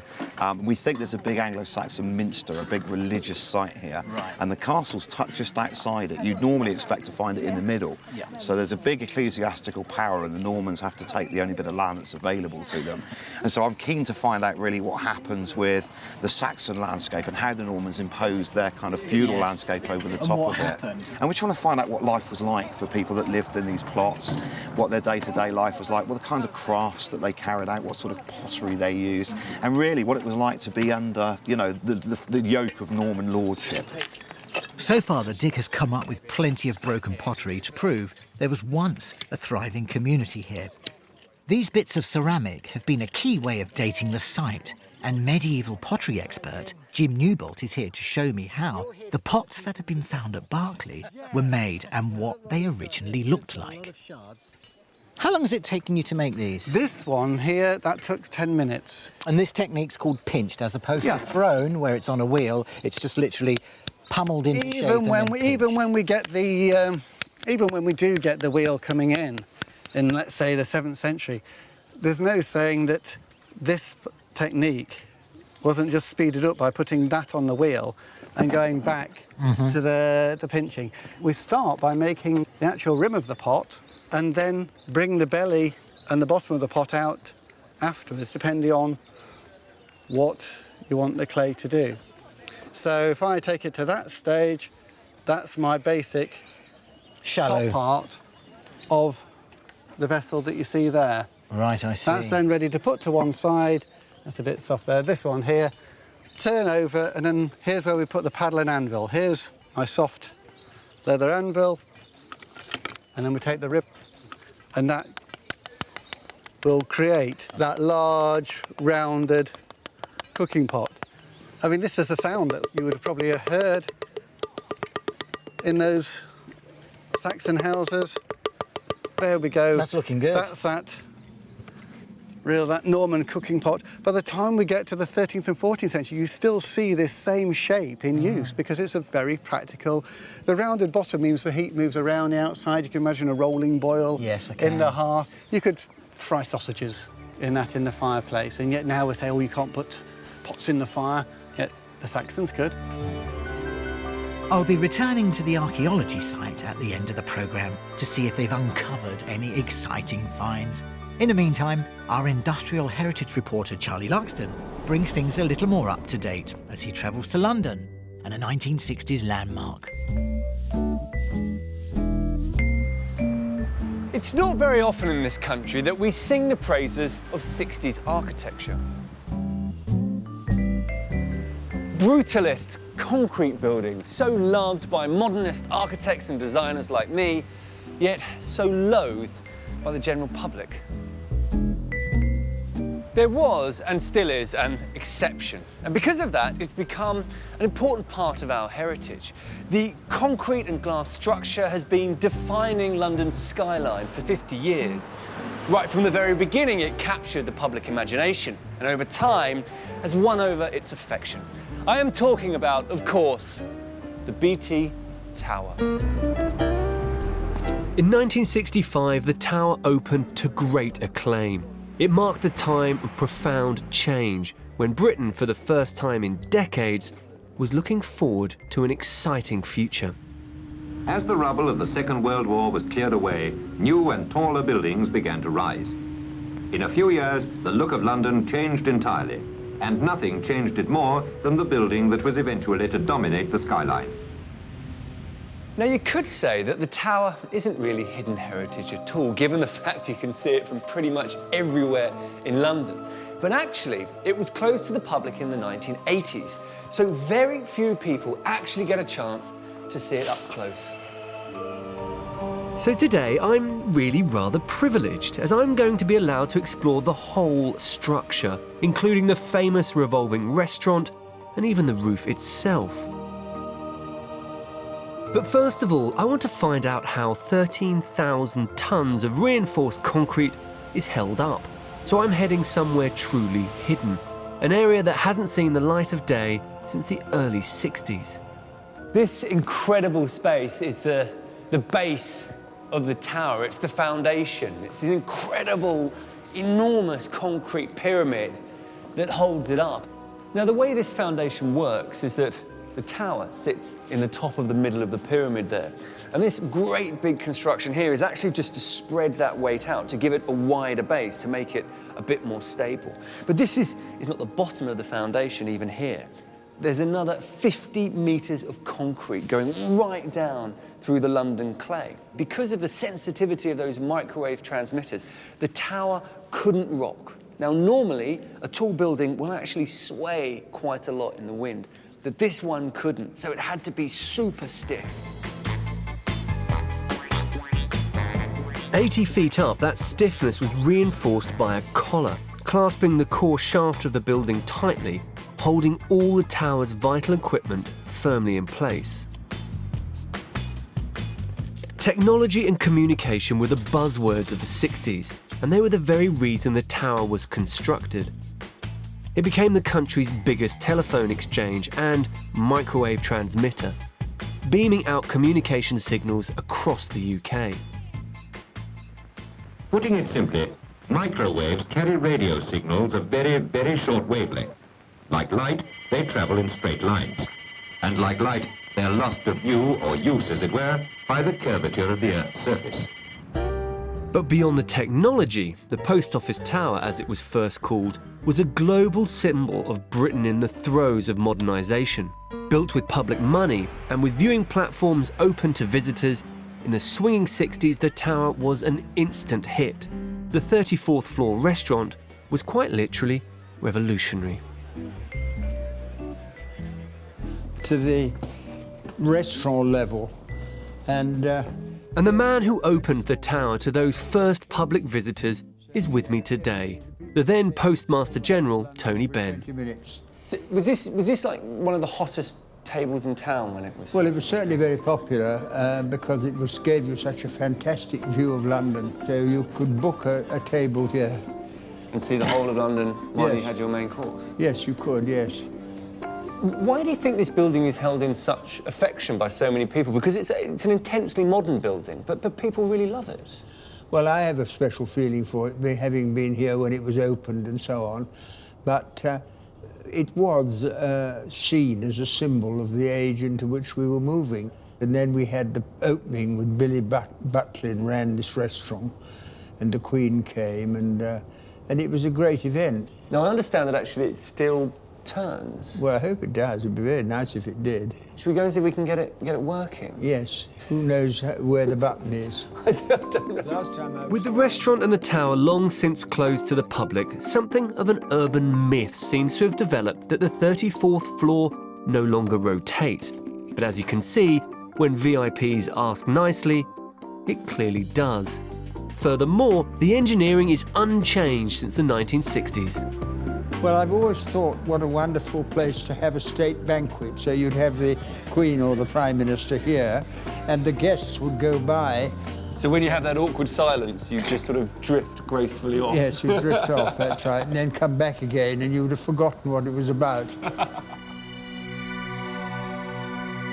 Whilst state dinners never quite made it here, the 34th floor was certainly an exclusive spot, the capital's first high-level vantage point. But it's not quite the best view of all. Today, I'm being allowed to venture even higher. Right. I am now 180 metres above the streets of London, and I've got a 360-degree view. It's stunning. There's Wembley over there, you can just see the arch. And then just the whole of central London spread right before you out to the countryside, to the Olympic Park. Absolutely fantastic. Throughout the late 60s and 70s, the tower was the tallest building in London. Incredibly, it stole the title from a building that had held it for 250 years, St Paul's Cathedral. In the past, we built tall to reach towards heaven. But the construction of this tower changed all of that. It wasn't built to point towards God, it was built to point towards the telephones and TV sets.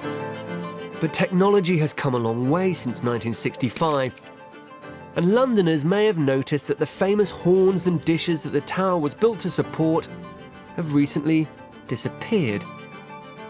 Getting a closer look involves a very scary step off the side of the tower. Hope you like heights, Charlie. In 2011, Bob Simon was part of the team responsible for dismantling an era of communication technology. There's nothing on the outside here that's sort of transmitting and receiving information. As in the core stuff, which used to carry all the radio and the TV, nothing like that at all on the building whatsoever.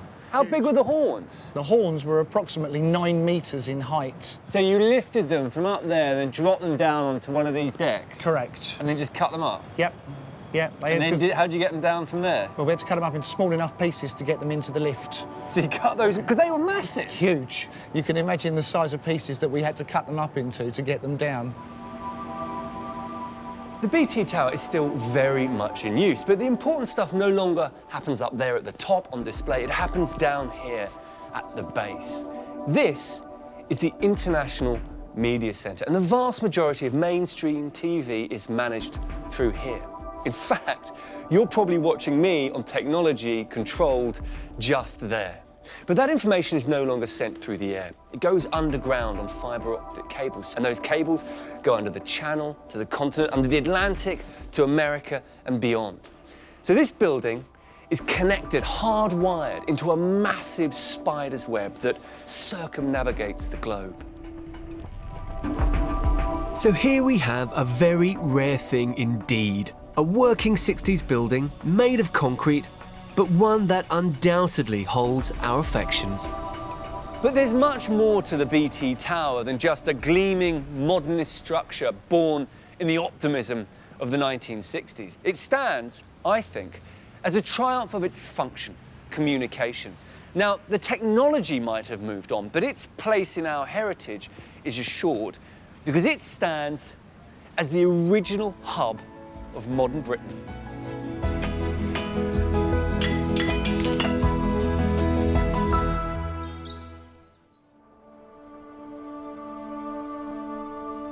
But first, we're back at Berkeley where my tour continues.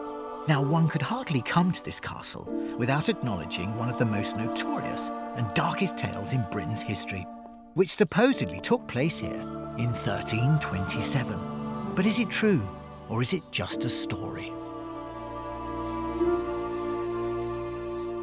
Now, Winston Churchill is supposed to have said history is written by the victors. And if there's one episode that proves this true, it's the event that overshadows all the other incredible history here at Berkeley. And that's the imprisonment and the brutal murder of King Edward II. Now, according to history, Edward II was considered an incompetent king. He was lavish with his money. He put too much trust in his advisors. And in battle, he was a complete failure. He was hated by the people, hated by the barons, but even more so, hated by his wife Isabella, who, with her lover Roger Mortimer, raised an army against him, had him deposed and flung into prison here.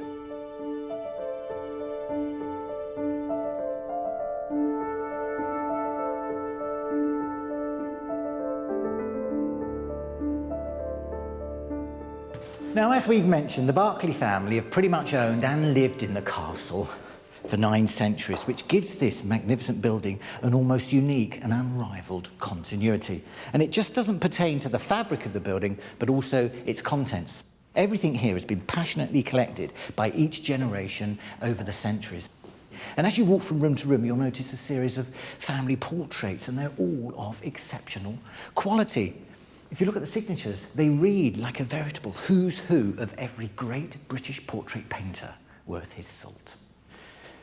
Now, there are 3 marvellous family portraits in here. John, the 3rd Lord Berkeley of Stratton here, and his wife, Lady Jane. They make a rather handsome couple, and they were painted sort of circa 1670 by Sir Peter Lely, who followed in the footsteps of Van Dyck. Lely was a Dutchman. He settled in London as a young man and later on in life became a naturalised Englishman. But his talents earned him the right to be court painter to Charles I. His skills got him through that unfortunate incident of Charles losing his head. He ended up painting for Charles II, became a court painter as well.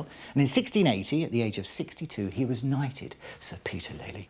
But these paintings by Lely are so special because this is the birth of what's known today as the English portrait style. And throughout this period of history, in this particular time, it was the vogue, it was the fashion to have your portrait painted, like we like our photographs taken.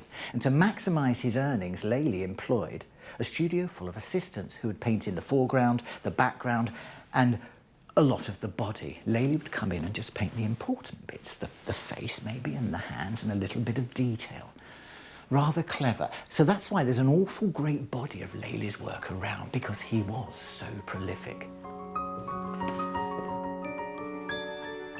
For the Berkeley family to have held their collection of artworks and antiques together and in the same place for such a long time is an extraordinary feat. I met up with Charles Berkeley, who, along with his father, has the mighty task of keeping their ancestral home going. Thank you, Charles. Wonderful textures here in this room, very rich. A lot of people must think you're very privileged to own your own family castle. I know, and you do get a lot of comments, oh, how lucky you are to have grown up in such a magical, wonderful place. But it does have its... headaches and hard work. Yeah, a lot of hard work. We've just rewired and put new heating in the whole of the castle. We've done a whole lot of repair work to the roof and various other places. It is a constant challenge to be able to put money back in. What was it like growing up here as a kid? I mean, great fun, playing hide and seek, I would imagine, and trying on the armour. It was fantastic. We were up to all kinds of mischief, but it was lovely to be able to enjoy such a place like this. And the visitors always loved it too. They saw these two boys racing around, coming out from behind sofas, and yeah, it was magical.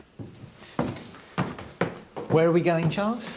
We are going up to the great stateroom, Paul, one of the main bedrooms in the castle, which has got a lot of history and a very fine bed.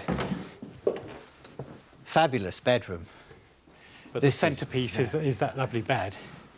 Oh, what's its history? Wonderful carvings. Well, it's fascinating. We believe it's 16th century oak tester bed, and these wonderful carvings, supposedly of Lord and Lady Berkeley at the time.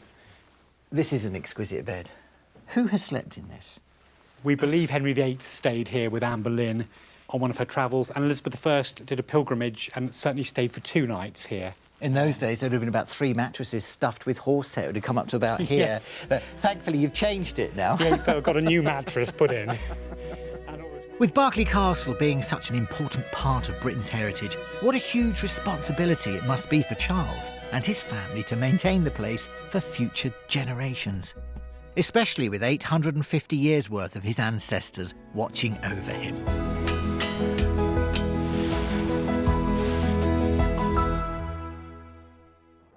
Earlier on, back at Berkeley Castle, I met the team of archaeologists from Bristol University who were investigating the site's early days. So before we leave, it's time to have a look at some of the treasures they have unearthed. Hello. Hi, everyone. Oh. Good to see you again. And you. Oh. What have you found for me? Well, this is the key find that I really want to show you, Paul. This is what this site's all about, is it? This is what this site's all about. Basically, we're inside an Anglo-Saxon minster, and what we're looking for is evidence that we've got monks and nuns. And one of the things that we know about minsters is that they're literate, and this is a period where most people are illiterate. So, for instance, if the king wants a document drawn up, he'll go to the minster to get that document written. Sure. And so we're looking for evidence that we've got monks and nuns, and this is a thing which is absolutely unique, actually, in this country. It's called an astle. And basically, you would have had a long bone pointer from the bottom, and you use it to follow the illuminated manuscript as you read aloud, for instance, in church. And when you get to the end of the page, you actually use it to then turn the page. So you see, this end would turn the page. You turn the page. So you don't touch the vellum. That's right, absolutely right. And this is a unique find in this country. So it's 8th to 9th century, and what it tells us is we've got Anglo-Saxon literacy, and you can see it's ecclesiastical. There's no doubt it's an ecclesiastical piece. But that's absolutely the star find from our site so far, and it's a wonderful piece of archaeology. The archaeological dig outside the castle is not the only place that has been a source of hidden heritage. Locked in the vaults way under Berkeley are the family archives, the home of some rare and remarkable documents.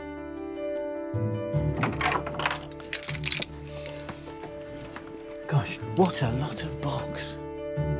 David Smith has been the archivist at the castle for over 30 years, in charge of cataloguing the thousands of documents and artefacts. So what we've got here is basically the residue of a country gentleman's library in the 18th century with additions, because it's a living library. Things still come in here if they are relevant to the castle, the family, or the archives. In 2001, David came across a seemingly insignificant book that turned out to be anything but. It was nothing less than a lost manuscript by the great Italian composer Antonio Vivaldi. This was a discovery of worldwide importance. Can you remember the moment you discovered this Vivaldi manuscript? I can remember the moment when I was told what it was, because... Was it a eureka moment? Well, not for me, because I don't understand music. It was someone who I managed to find as a consultant to look at it. This is Professor Michael Talbot of Liverpool. Now, he's a man of few words, and I don't think he would mind even his friends saying that he hasn't got a great deal of expression. So he came in here, I put the book out for him, and he got his head down and he looked at it and he worked on it solidly without saying a word for about 2 hours, and he was measuring the distance between the staves, because that's how you find out which music shop it was copied in and all that sort of thing. And then he looked up at me and he said, go into any antiquarian music shop in Europe, he said, and you'd find a book that on the outside looks like this, but you'd never find one with the contents when you open it that this one has. Gosh. And that was the moment when I realised what we got. So it wasn't signed Vivaldi anywhere at all? Well, the word Vivaldi is written on the top of some of his compositions, but what you have here is a compilation of something like 50 tunes, and of those 50, and they're not all by Vivaldi by any means, I think about a dozen are, of those 50, 17 are not known in any other place. They're absolutely unique to this manuscript. And 6 are new Vivaldi music. In other words, it was known that he composed the arias, but the music had not survived, and they do survive in here. This is incredible, absolutely incredible. This is real history in the making here. And it looks so boring from the outside. In his lifetime, Vivaldi wrote over 500 instrumental and choral works, including an opera by the name of The Triumphant Constancy of Love and Hate. And it's from this that the missing arias came, written around 1716. They were lost for nearly 300 years. And just in case you wondered what they sound like, well, we couldn't let this occasion pass without getting in a few musicians to bring this particular bit of hidden heritage to life.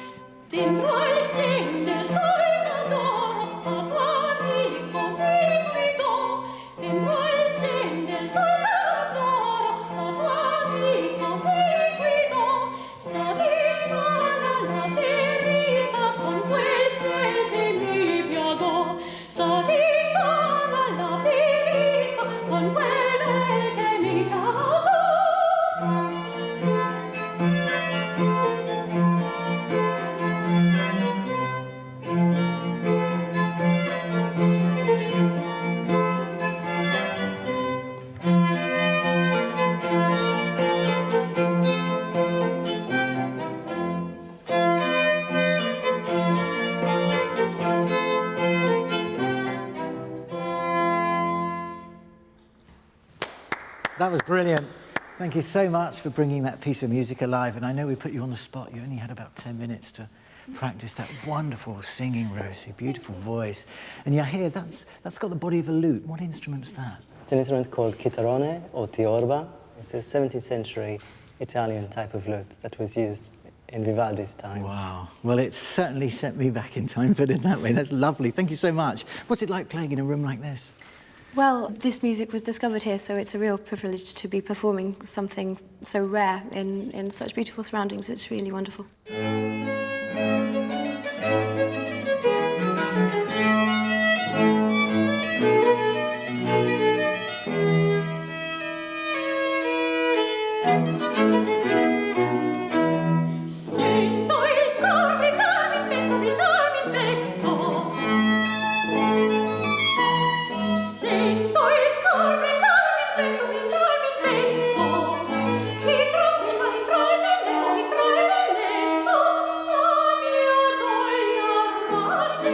What a glorious way of ending my tour of Berkeley Castle, with the strains of one of the lost Vivaldi arias ringing out in the Great Hall, as they might well have done some 300 years ago. I wonder what other discoveries might be found here in the future. This magnificent castle connects the present Berkeley family with their ancestors. It's their family history, but it's our heritage, because Berkeley Castle, its contents and the events that took place here really have shaped Britain's history. What an incredible place. See you next time.